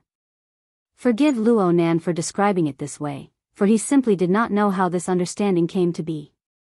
It was as if there was a large amount of secret information that truly existed, yet it was hard to perceive. The information blended together with a special logic to form an answer in his mind. This was, without a doubt, a cognitive process that allowed him to directly pry into the secrets of heaven. Luo Nan was willing to maintain his muddled state, to sever this cognitive vein. Child of the Order of Justice once said, "Observation is order, and order is truth." This referred to the cognitive process itself. It was a transformation of the external world by the self-format. Luo Nan had once taught a class and changed these words. He used them to describe the prison theory on the mental plane. The scale was a bit larger. Contact was invasion. This description was certainly very refreshing when used on the strong. But the problem was that all effects were two-way. If Luo Nan did not know all of this, he would have remained in a state of ignorance towards the essence of the wraith sign and the source of its energy. He would not have experienced the storm of emotions and desires. He would have been an insulator. All he needed to do was fiddle with the low-end little shadow that was the wraith sign every day. But now, due to various lucky coincidences and the upgrade of some cognitive abilities that he did not understand at all, he was actually able to see through the phenomenon to see the essence. He was able to open up an entire meridian. At the same time, he also understood how to connect with the power of emotions and desires. As a result, all the obstacles in this path were completely shattered. The terrifying storm that came from the distant abyss of spacetime descended with a rumble. It was as if a red-hot iron needle had been inserted into Luo Nan's brain at this moment. The needle was none other than the external neuron that could bear a sudden increase in pressure. Fortunately, this marvelous creation roamed between the mental plane and the material plane.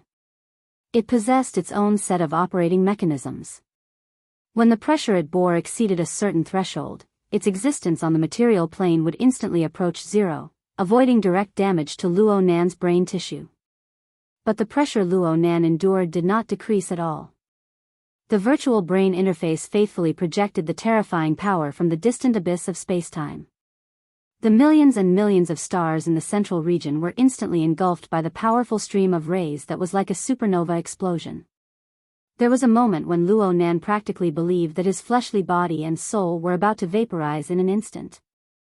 A ruptured blankness appeared in his thoughts. It seemed that this blankness would extend forever. But Luo Nan inexplicably passed through this rupture zone a few seconds later. He woke up from his muddle-headed state, and he discovered to his surprise that his consciousness still had room to move about. He still had leeway to operate and control.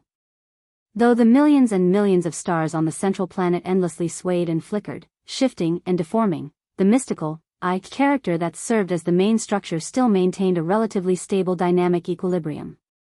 At the same time, the rattling and trembling sounds were like millions of wind chimes. They rapidly vibrated within the storm, yet they maintained a sweet-sounding timbre from beginning to end, revealing their extraordinarily stable structure. The vibrating sound actually came from the heavily chained crow. It pierced through the void where the energy storm wreaked havoc. It also pierced through the millions and millions of stars, becoming the skeleton, meridians, blood vessels, and nerves of the dancing god. The chains shuttled back and forth, interweaving densely. Though it trembled within the high-temperature and high-pressure storm, it did not deform. It was both a binding cage and an indestructible fortress. In addition, it guarded the surprisingly stable valve at the end of the passageway. Yes, if the terrifying storm from the distant abyss of spacetime was truly allowed to descend, then even if there were 100, 1,000, or even 10,000 Luo Nans, they would all be turned to dust in an instant. But without a doubt, the heavily chained crow belonged to the unidirectional channel design. It was constructed from the firm and pure laws, forming a true insulator. It was like a large sluice, firmly blocking the majority of the terrifying storm's impact.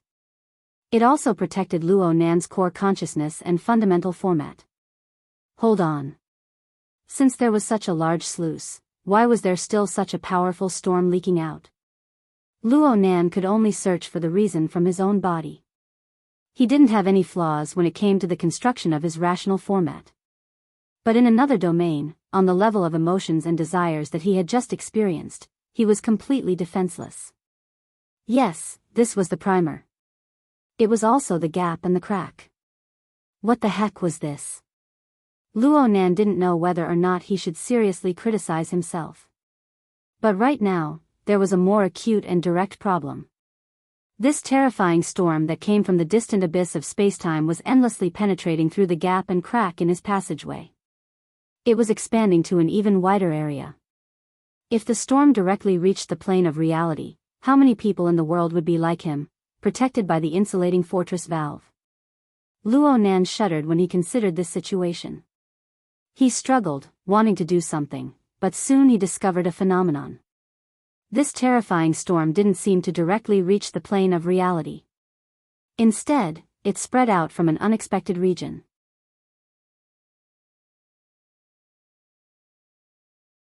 Chapter 691. Mr. Bai compared the interference value of the psychic wave network and repeatedly sized up Luo Nan's state. In the end, he let out a long breath and took back the wristband from Luo Nan's ear. He returned it to He Yueyin and made an okay gesture. More or less. I can basically confirm that he has left the REM phase. Although his brain is still active, the order is increasing. He can wake up at any time. His face looks quite red. It should be the remnants of the dream stimulation. It might even be a wet dream. Mr. Bai casually joked. Zhang Yingying curled her lips, but He Yueyin didn't respond at all. She just hung up the wristband. Huh. Mr. Bai actually wanted to communicate with Gym Master Xiu, but he didn't expect He Yueyin to just hang up without saying any polite words. At this time, He Yueyin lightly touched her ear. It looked like she was communicating on the psychic wave network. President Ouyang. Everyone in the room raised their eyebrows when they heard the name from her mouth. As for He Yueyin, she nodded slightly toward Mr. Bai after listening to a few more words. She shared the communication with him. Mr. Bai walked away from Luo Nan's side and paced around the room. Ouyang, what's up? You're currently treating Luo Nan. Is the situation okay? Yes. It's quite optimistic. He already has clear and distinct consciousness activity. The order of the interference of soul strength has stabilized. What level is his consciousness activity at? The abyssal region? I'm not sure about that. How am I supposed to follow him? How about this, old Bai? If it's possible, wake Luo Nan up as soon as possible. He can accept some negative effects. Huh? Mr. Bai subconsciously turned his head and cast his gaze toward Luo Nan on the sofa. What's the meaning of this? Ouyang Chen's grave voice transmitted over. The branch sent a notice. I think headquarters will send it out soon. There are abnormal movements on the level of the polar domain. According to the reports of many extraordinaries in different regions of the world, their light senses are rapidly increasing. The subsequent effects will likely affect the abyssal region. Therefore, for the sake of safety, all activities in the abyssal region are prohibited for a period of time to avoid risks. Hold on.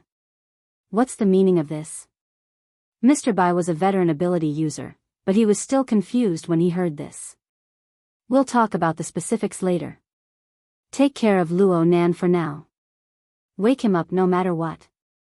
Prevent his consciousness from lingering in the abyssal region. We have a meeting at Shangding at 5 in the morning. Remember to attend. While Mr. Bai was still in the process of understanding, He Yueyin and Ouyang Chen were already discussing specific matters. The scope of the notice needs to be expanded. In the past, it was enough to go down to the architect level, but now the situation is more complicated. Without a doubt, this referred to the fortress that Luo Nan had created. Ever since it floated in the abyss region, there would be at least a few hundred people and at most 1,000 sightseeing groups every day. This was not just for show. Ouyang Chen sighed. Everything has its pros and cons. No matter what, let's inform them first. He Yueyin confirmed a few more key points and issued the relevant notices before ending the call. In the blink of an eye, everyone was a little distracted. Judging from their expressions and actions, they should have received the notice from the branch. What the hell is this notice? The polar region is glowing, so activities in the abyss region are prohibited? Zhang Yingying was confused. In fact, for someone like her who had yet to reach B rank and was not a psychic, it was indeed a little difficult for her to understand the logic behind it. Zhang Yingying was fine. At the very least, she was experienced and knowledgeable. She knew the severity of the matter. She said it, but she would certainly pay attention to it in her heart. But for the other people of the Xia City branch, especially those who were unruly, rebellious, and curious fellows, the results of this notice might not be ideal. Of course, if they could control the forward operating base, the fortress, and block off the exit, things would be much easier. Yuan pondered in her heart. Her gaze subconsciously turned to the sofa, but it just so happened that she collided with a pair of pupils that seemed to carry bloodshot cracks. Mr. Luo. Xia City was bound to be extremely busy tonight. From small events like the New Year's Eve to large events like the aberration infection, and now a brand new polar domain light event had appeared. The event itself was bound to be sensed or understood by the vast majority of people. But correspondingly, the pressure it formed was hard to find a channel to vent and transmit. Even Ouyang felt mentally and physically exhausted after being immersed in it for a long time. The notice was sent quickly, but it was a very tiring matter to receive definite feedback from ability users who were used to being lazy and free. Especially after the appearance of the Abyss Region Fortress, the special circumstances that Xia City faced increased the difficulty. He only had the opportunity to catch his breath when it was almost 4:30. There was still half an hour before the briefing. He stole a bit of leisure time and walked in front of the French window. The view from the floor of the Xia City branch was quite bad, but tonight was quite a coincidence. When Ouyang gaze passed through the shadows of the surrounding buildings, he just so happened to see the crescent moon hanging in the eastern half of the sky. Tonight's moon seemed to be dyed with a layer of blood. It was as if the blood had seeped down from the polar domain. Not only did it smear the moon, it smeared everyone's eyes. How dazzling. An electric wheelchair came over from the corridor accompanied by a sigh. Old Yu sat on it with a blanket draped over his knees. There was still a bit of smoke on the blanket that had yet to dissipate. His originally loose eyelids drooped down as if he could fall asleep at any moment. Old Yu, did you take the opportunity to burn a turtle shell and take a look? Nope. I just smoked a cigarette and experienced the feeling of the past. Old Yu patted the blanket and swept away the non-existent ash. He chuckled, what a pity. It doesn't feel right no matter how I try it. It's not a problem with the smoke. The color of the light and the feeling are quite different from the past. The two of them had already exchanged relevant information. Ouyang didn't plan on tormenting himself again. He laughed and said, Old Yu, it's nearly impossible to find someone like you who has personally experienced the light of the polar domain twice. Don't say that. Gong Chi made quite a bit of a joke back in the day. Of course, I wasn't much better than him. Now that his soul has left his body and he's gone missing, but who knows where he's pondering this matter in some corner. You're pondering it too. I admit to these words. I didn't understand it back in the day. When you extraordinaries came out, I thought I could put it in your category. But now that this has happened. Sigh. I can't compare. I can't compare at all. Old Yu gazed at the crescent moon and sighed with sorrow. He asked in the end, what does the martial monarch think? I just contacted her. She's driving for a drive and she's going to see an old friend on the way. She won't be participating in the briefing. Old Yu didn't find it strange. He just sighed again, she's so calm and collected. I can't even be envious of her. What about Deep Blue? Did the Apocalypse Laboratory say anything? Over there, in the end, the moonlight of Xia City couldn't shine on the other side of the ocean. While Ouyang and Old Yu were talking about Deep Blue and the Apocalypse Laboratory, an emergency video conference was being held in the Deep Blue world. The topic of discussion was none other than the light of the polar domain. However, compared to Ouyang and Old Yu, the information they received was more comprehensive and more mysterious. Xiong Gumao confirmed at Ceres base that he felt the polar domain's luminosity rapidly increase. I've already consulted Europa's preliminary base. Commander Joseph confirmed that he felt the light of the polar domain phenomenon. 800 million kilometers. Wang Yu rubbed her cheeks and tried to change her expression. Oh, there's also the Deep Blue world. Thank you to the 4 extraordinaires who attended the conference at the last minute. The information provided by everyone has allowed us to confirm that the so-called light of the polar domain really does have the property of being unfathomable. The 4 extraordinaires who were located in different regions of the Deep Blue world and engaged in exploratory activities projected their images into the conference center. They were either smiling or indifferent, but all of them maintained a strong curiosity towards the series of information. Wang Yu maintained a proper posture and tone. The biggest news in the world this year has been released. However, forgive me for being a commoner. I really have no way of personally experiencing what the light of the polar domain phenomenon is like. I can only seek help from literature. There's only one relevant document that records a similar situation that occurred more than 40 years ago at the beginning of the era of distortion. I've already sent the relevant information to everyone. Everyone can compare it and give your opinion. The 4 extraordinaires who attended the conference were all rather interested in this information. They immediately flipped through it. However, this action didn't last for more than 2 seconds. They practically froze at the same time. Wang Yu's senses were very sharp. He noticed this detail. What's wrong? Someone answered him, it's dark over at the polar domain. The luminosity has weakened? No, it seems like something is covering it. What the hell? Even the person who spoke could not stand this absurd feeling. He wished he could deny it on the spot. Wang Yu, on the other hand, was more rational. His gaze swept across the extraordinaires in succession. Some paid attention to him, some ignored him, but the answers he obtained were more or less the same. In the end, Wang Yu turned to the region of Deep Blue's investors and controllers and locked onto his target. His gaze came into contact with a very young and trendy person.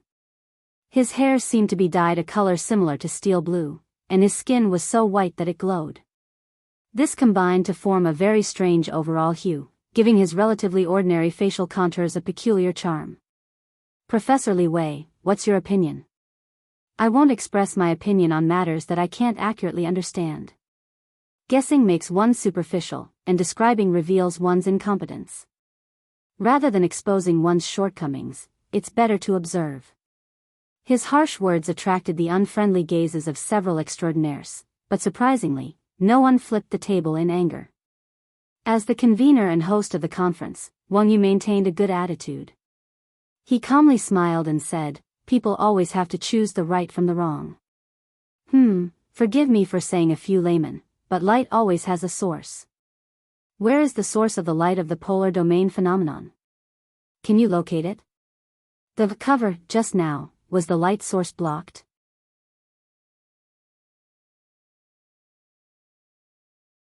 Chapter 692. The briefing conference convened at the Shangding building was about to begin.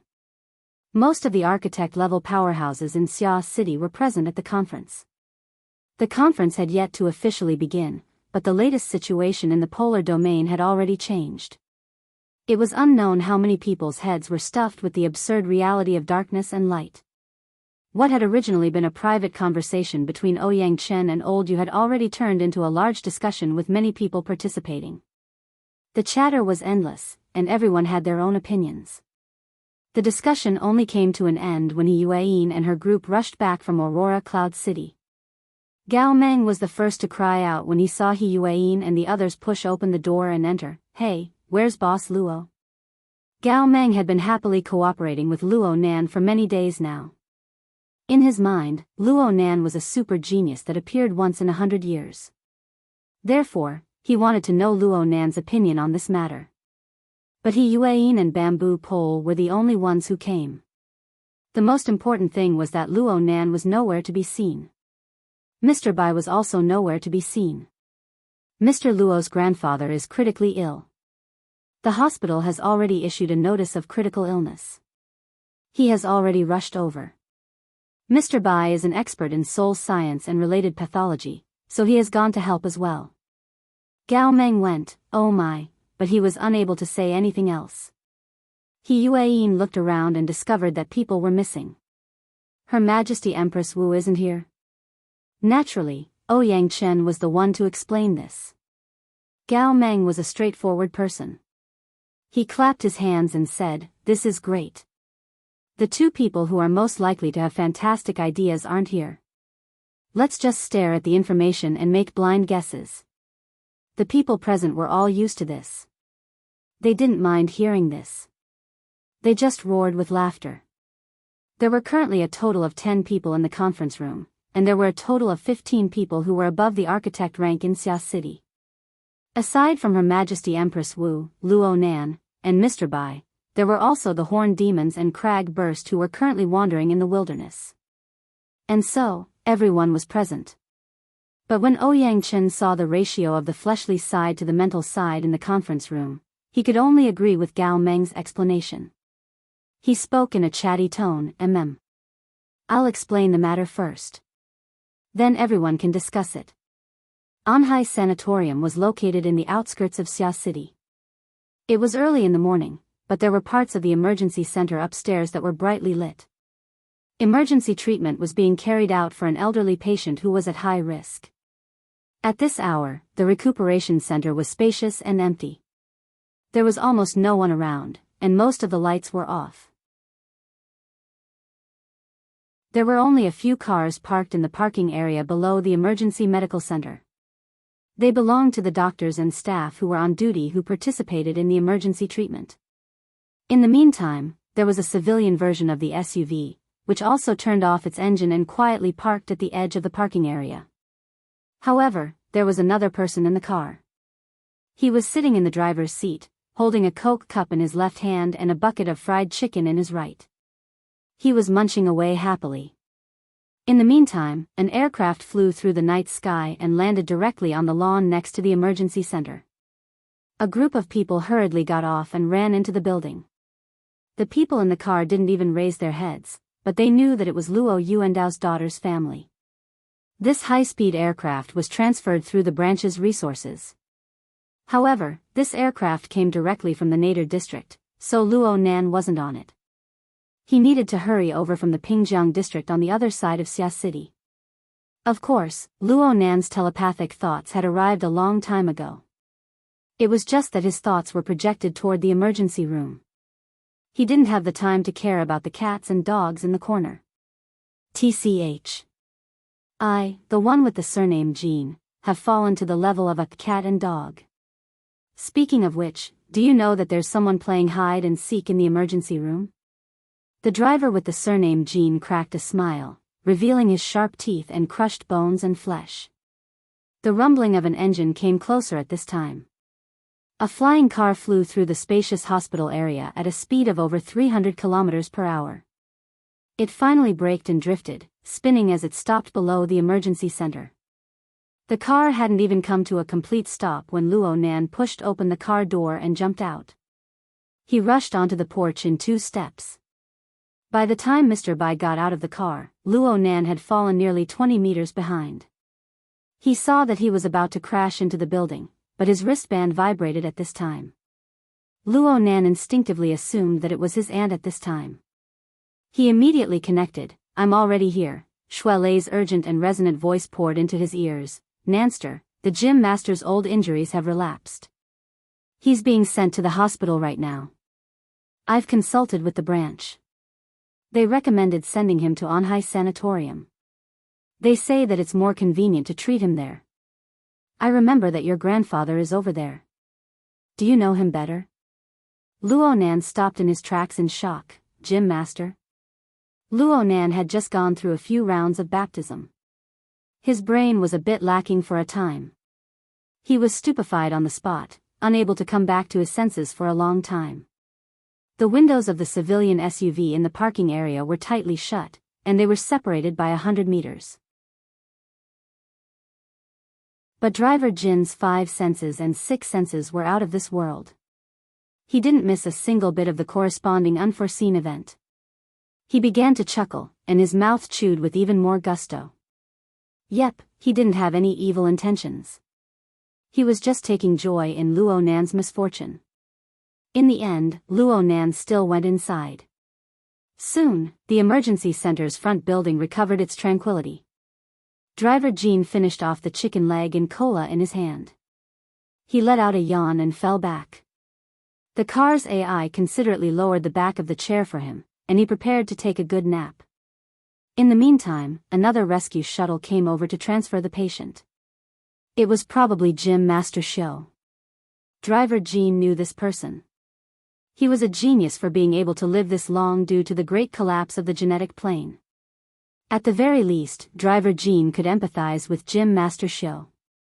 Driver Gene raised his eyelids, but he didn't completely open them in the end. He just spat out a stream of hot air from his nostrils. It seemed like he was sneering and sighing. Then the hospital area recovered its tranquility. But not long after, the sound of knocking on the car window rang out. A tall woman stood next to the passenger window. She wore the hospital's trademark white coat. The length was just right, but it appeared a bit loose. That fast? Driver Gene got up and opened the car door to let the woman get in. The smell of disinfectant assaulted their nostrils. It was hard to describe with words the smell of roast chicken that filled the car. "What are you wearing that for?" Driver Gene grumbled and opened the car window. The woman in the passenger seat snapped her fingers. Before the sound faded away, hundreds of millions of related odor molecules were gathered by some mysterious force and expelled from the car. Chauffeur Gene said lazily, "Your Majesty is awesome." Empress Wu didn't even bother to look at him. She just nodded forward, indicating for him to drive. Old Gene immediately started the car. The civilian SUV drew a short arc and drove toward the area where the light and shadows of the street lamps intersected. It quickly passed through the main gate and left the sanatorium behind. On the way, Driver Gene couldn't help but feel a bit curious. That old man Luo, after you gave him a breath of immortal chi, he should be able to hold on for another year and a half, right? Not necessarily. If he waves the cloak 2 more times like this, even if a god really descends, he won't be able to be saved. Wu Jiong took off his white coat unhurriedly, hooked a corner of it, and let it out the window. The high-speed airflow blew the white coat up. If one didn't care about the details, it really did look like a cloak fluttering in the wind. "Hey, do you have any sense of civility? I can't care anymore." As he spoke, the white coat was blown away from his fingers and flew into the distance, quickly disappearing into the darkness. "Although it's already tattered and too heavy, I still hope that someone can catch it, and buy us some time." "You're counting on his grandson?" "Hee, unreliable. If he jumps like this now, what will happen in the future? If it's that kid, if he's not as unlucky as you, I hope he jumps better and better. Even if he can't be a cloak, he can still be a shield. However, fate is ultimately uncontrollable. It's like a beam of light that escapes. Who knows if it will be annihilated and assimilated in the vast cosmos? Or will it safely arrive tens of thousands of light years away and be captured by someone?" Driver Gene curled his lips. "Let's use a woman's intuition to make a judgment." This is terrible. This is really terrible." Sheng Wu closed his eyes, and his brainwaves flowed in an orderly manner. His mechanical arm tapped on the virtual keyboard, and his personal diary and work diary were output at the same time. The content and direction of the 2 paragraphs were different, but they were smooth and natural. There were no signs of simultaneous operation. This was the basic operation of the School of Creation, and it was also the best way to test one's basic abilities. Sheng Wu keenly sensed that, compared to the output of his brainwaves, every action of the mechanical arm would have a delay of about 7/1000ths of a breath. 1 breath was the basic moment, which was 10e plus 44 times the minimum measurable time interval. Sheng Wu would never be able to reach the perceptual precision of the basic moment in his entire life, but for any advanced life form, refining the perceptual precision was a lifelong pursuit. Using breath as the scale was too depraved. Even if it was reduced by 3 orders of magnitude, it would still be unforgivable on the battlefield. General Lond once said. Wait a minute, he was no longer on the battlefield, and he was no longer the single knight who charged at the Outlands, but a retired officer who was sent to the reserves. He was the manager of the Stargate Infrastructure Management Office of U-1337, who had to spend all his time before retirement in this galaxy that even the Outlands were too lazy to visit. A communication came in. "This is Sheng Wu." "Oh, old E. Okay, bring him here." Soon, his deputy, E. Shurjia, came to his office with the rookie of the management office, Xanti. Xanti was a standard rookie dumbass. This was not a bad comment. Under General Lone's command, he was associated with the element of serious and naive. He was a good piece of steel that could be beaten. The only thing that Sheng Wu hated was the little guy's mental attribute that had gone awry. Director Sheng. Call me sir. Yes, sir. Reserve Corporal Zanti reporting to you.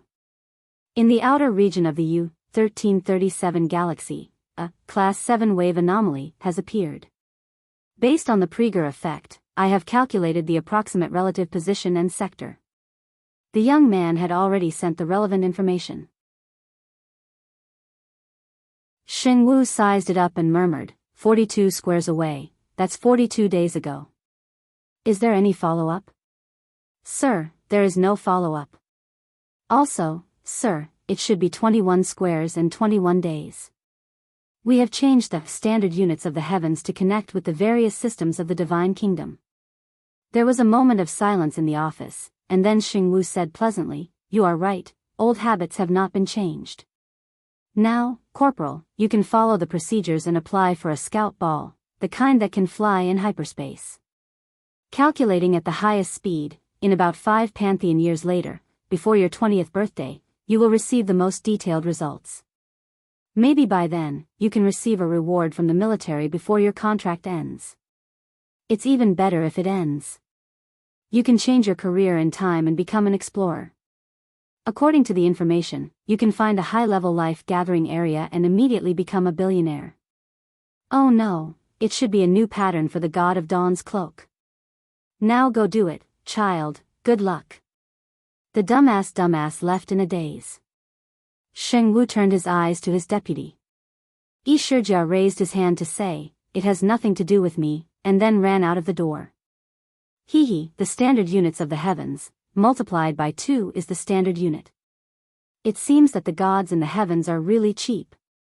Sheng Wu's voice was isolated in the office, but as his deputy, Yishijia could guess some of the content.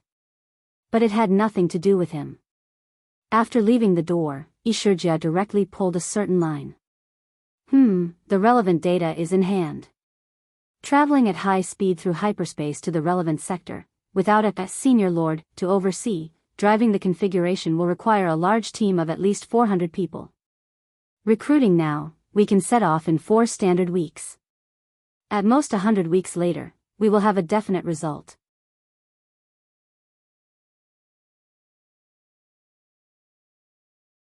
Chapter 693. Cat Eyes had a dream. He dreamed that she was crawling on a large net made of long metal chains. The net was endless and extended into the depths of the void, with no end in sight. She didn't know where she was crawling, but she knew that there was a blazing sun in the center of the net, constantly radiating astonishing light and heat. The terrifying heat was transmitted through the long metal chain, burning her hands and feet. But it was not enough. It burned all the way through her skin, flesh, and bones, mixing the half-melted metal droplets with her body fluids, turning her into a part of this endless net. She struggled in fear, but she could not resist the momentum of the fusion. But at the same time, a vigorous sense of power rushed in wave after wave, pushing her consciousness to expand and expand, giving her an unprecedented sense of fulfillment and control. Afterwards, Cat Eyes vaguely remembered who the energy that was squeezing in had come from. This kind of forced giving and the complete loss of resistance made her inevitably have some subtle associations. It was like a gunpowder pinch. After a few sparks, the compressed gunpowder exploded with a bang. This was different from the external pressure. This was an impulse that originated from Cat Eyes herself. The explosion was not a destructive shockwave, but a poisonous fire that rapidly set a prairie ablaze. It burned through every corner of her body, both inside and out. Cat Eyes let out a hiss as she suddenly woke up with a start. Only then did she discover that her entire body had been soaked in bodily fluids. The poisonous flames that had scorched her body had turned into a warm and sticky sensation that was hard to distinguish. It was truly terrible. She looked at her watch. It was 3:00 in the morning, only 2 hours before she fell asleep. Cat Eyes sighed and extended her hand to scratch her scalp. Her long hair, which was already drenched in sweat, was scratched even more messily. There was no way she could sleep again tonight. She might as well take a shower to freshen herself up. Cat Eyes activated the hex ear while she was bathing. She prepared to send a few messages to relieve her boredom. However, as soon as he opened it, the whooshing sound of information notifications filled the air like locust-like arrows, making him feel as if thousands of arrows were piercing through his heart. The intelligent system of the psychic wave network thoughtfully picked out the common keywords in most of the information for her and categorized them accordingly. Ah, there's a bug in the fortress. Boss Luo, save me. Boss Luo, come out. Take off Boss Luo's bracelet to ensure your safety. Tear off Gao Tianxi's sticker to ensure your life is valuable. Boss Luo is going missing again. Where are the people from the project team? The first to be trapped is the project team.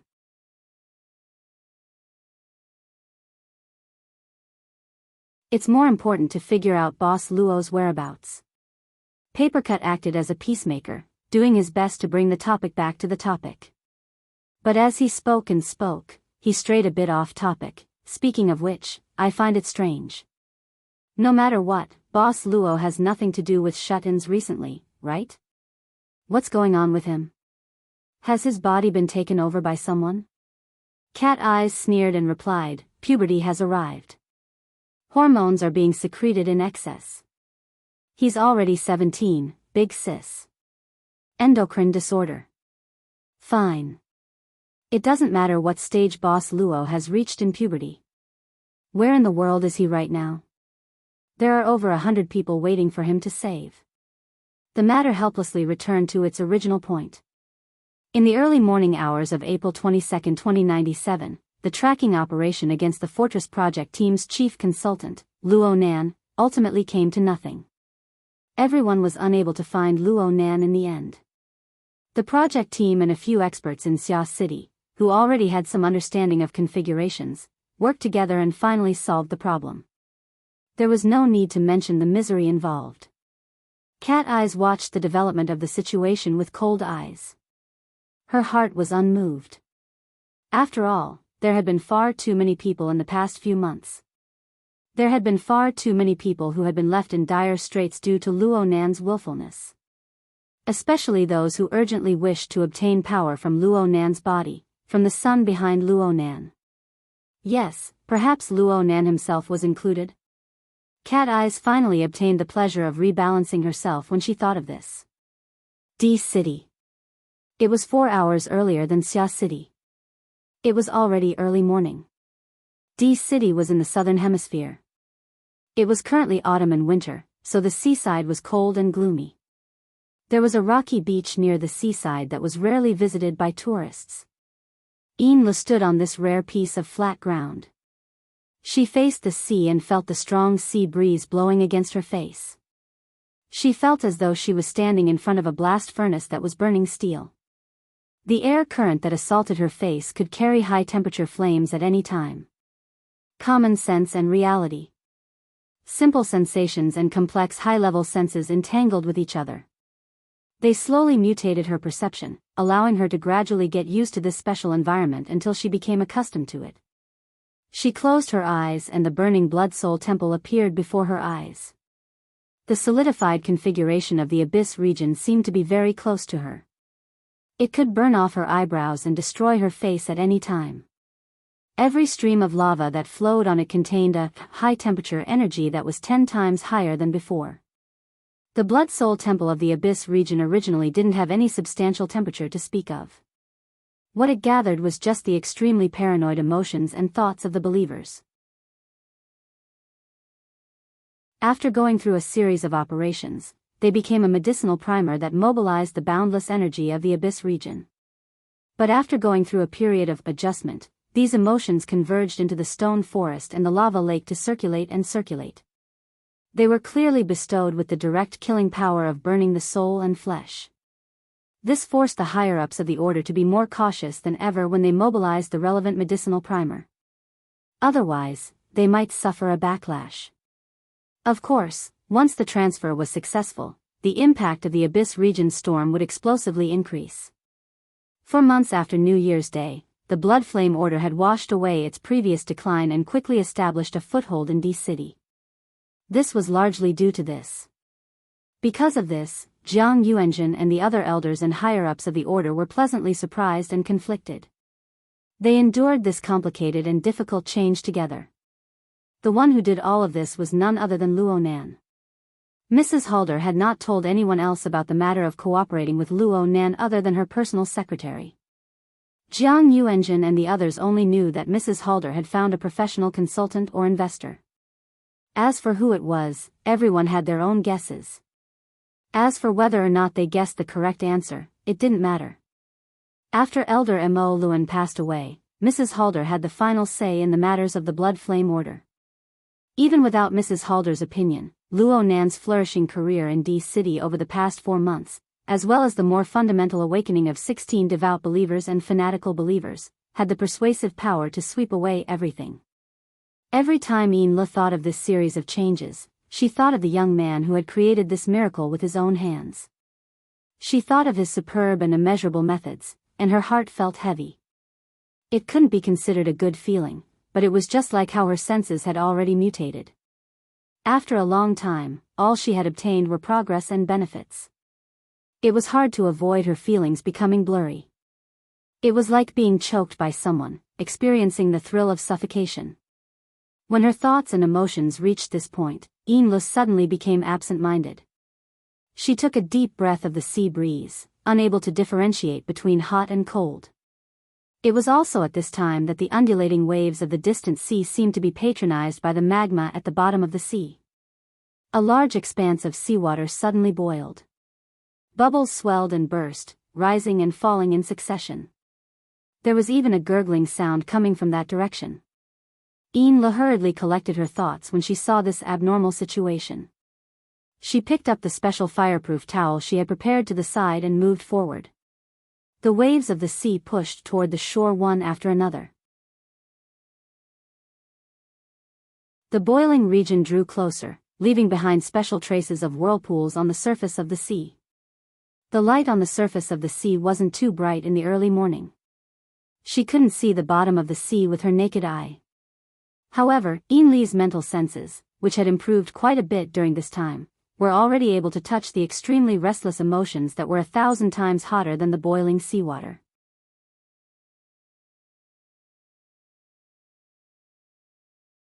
Chapter 694. The one struggling in the water was Madame Halder. At this moment, the Blood Flame Order's Lord Ablatum was no longer as calm as usual. She looked more like she was drowning. Her hands and feet twitched, and she curled up and rolled. The bubbles that came out of her mouth and nose indicated that a large amount of seawater had entered her lungs. It was as if her life could be taken at any time. The surrounding seawater was boiling. Affected by the high temperature of Lady Halder's body, the seawater was constantly changing its form, going back and forth between liquid and gas. But at the same time, there was a coldness that never changed. It was like a prison, like a torture device.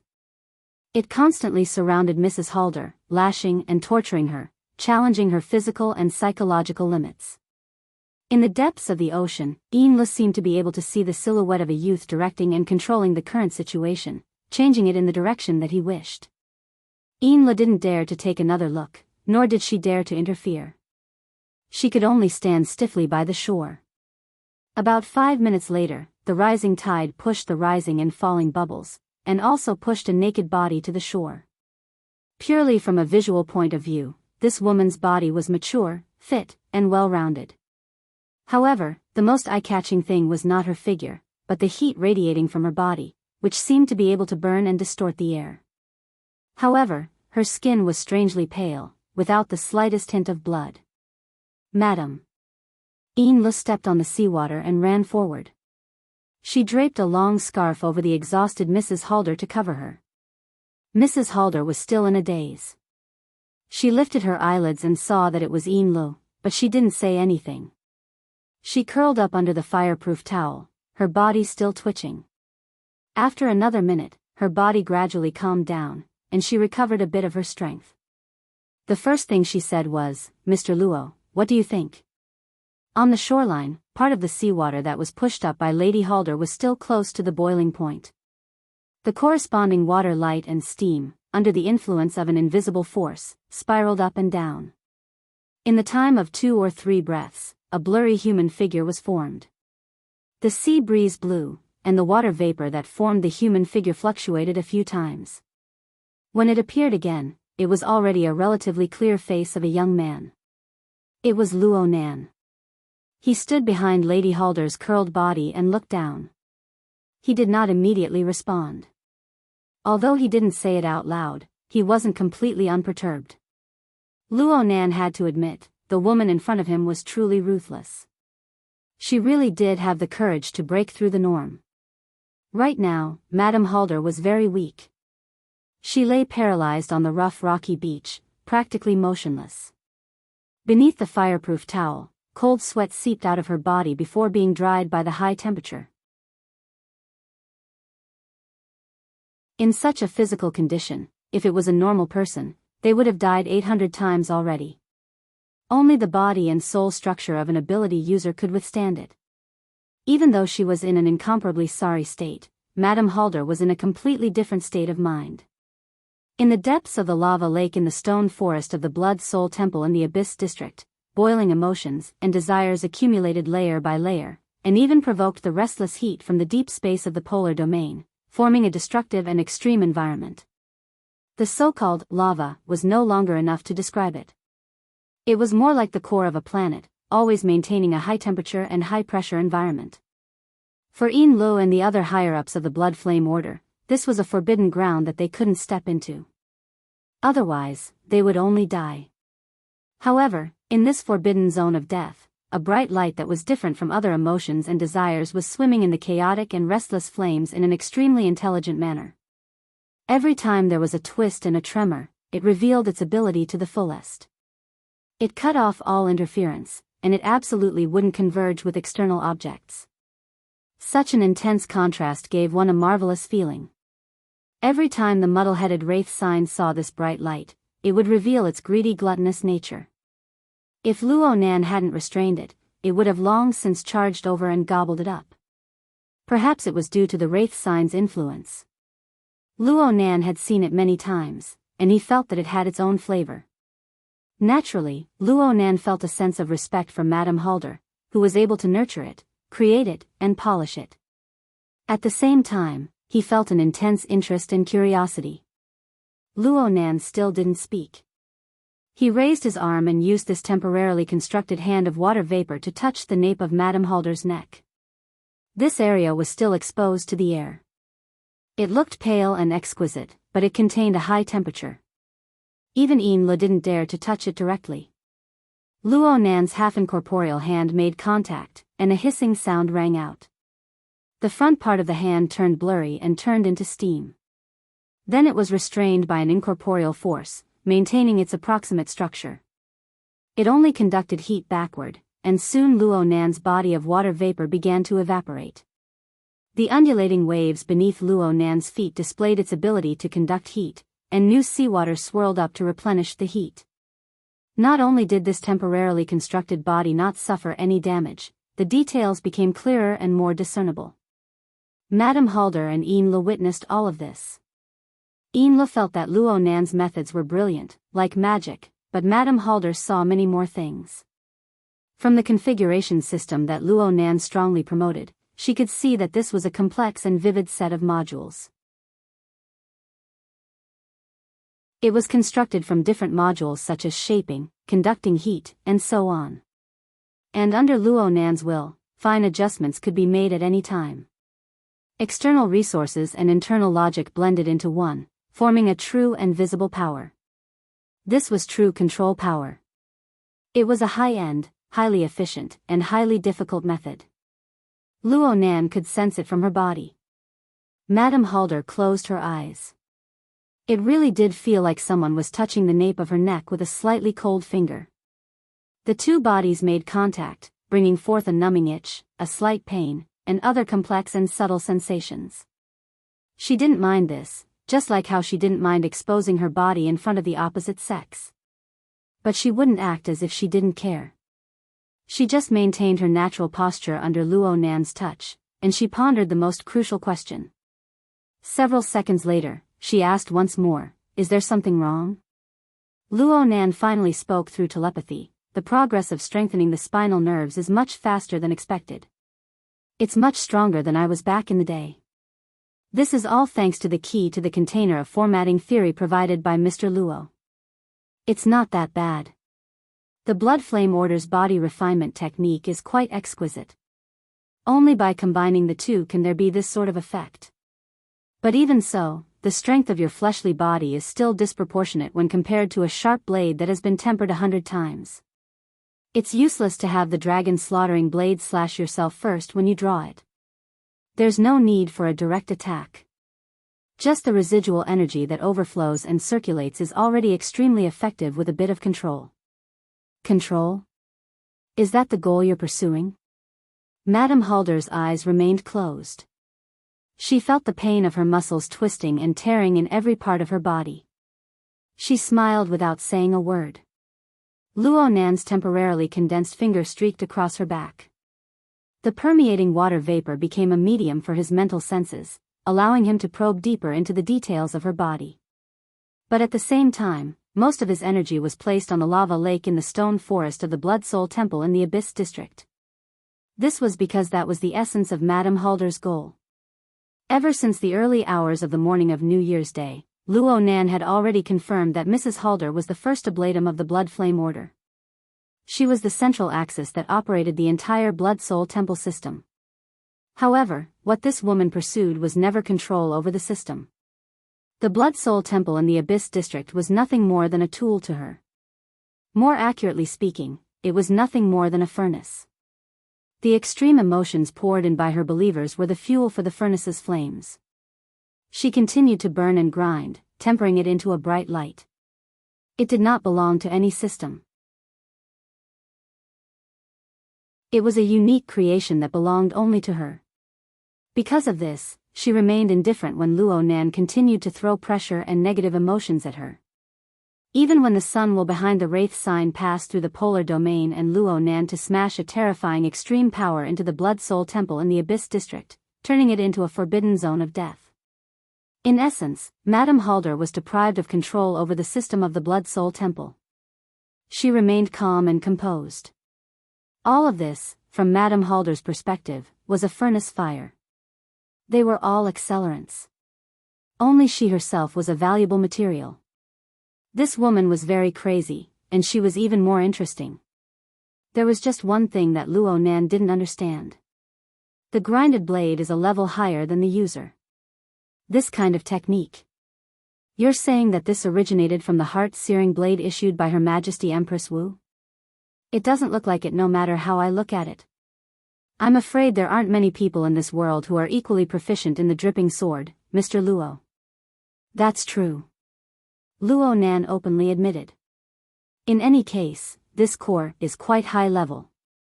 I'll study it a bit more later. Luo Nan withdrew his hand. Today's homework was more or less over. Madame Halder sat up with her arms propped up.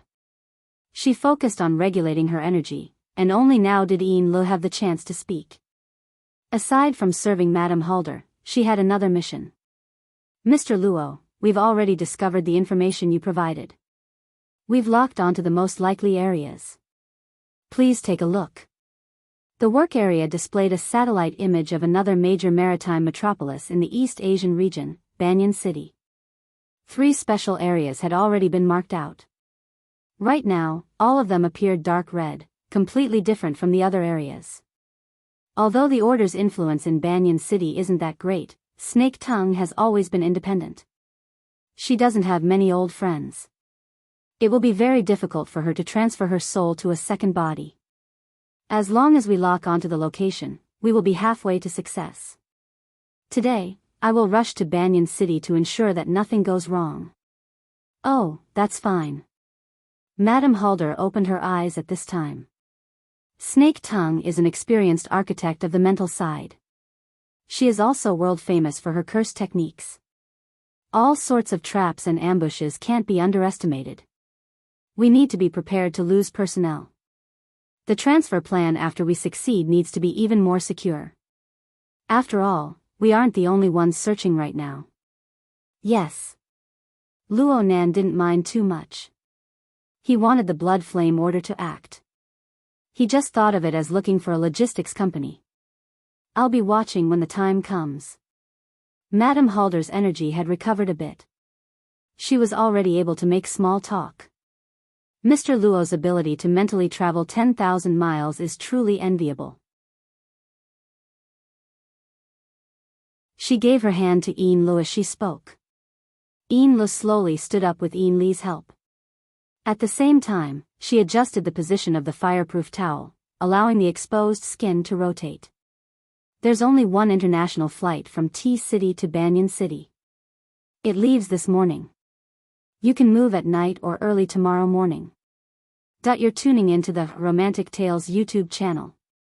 Don't forget to subscribe and join us on this journey to catch the most captivating stories.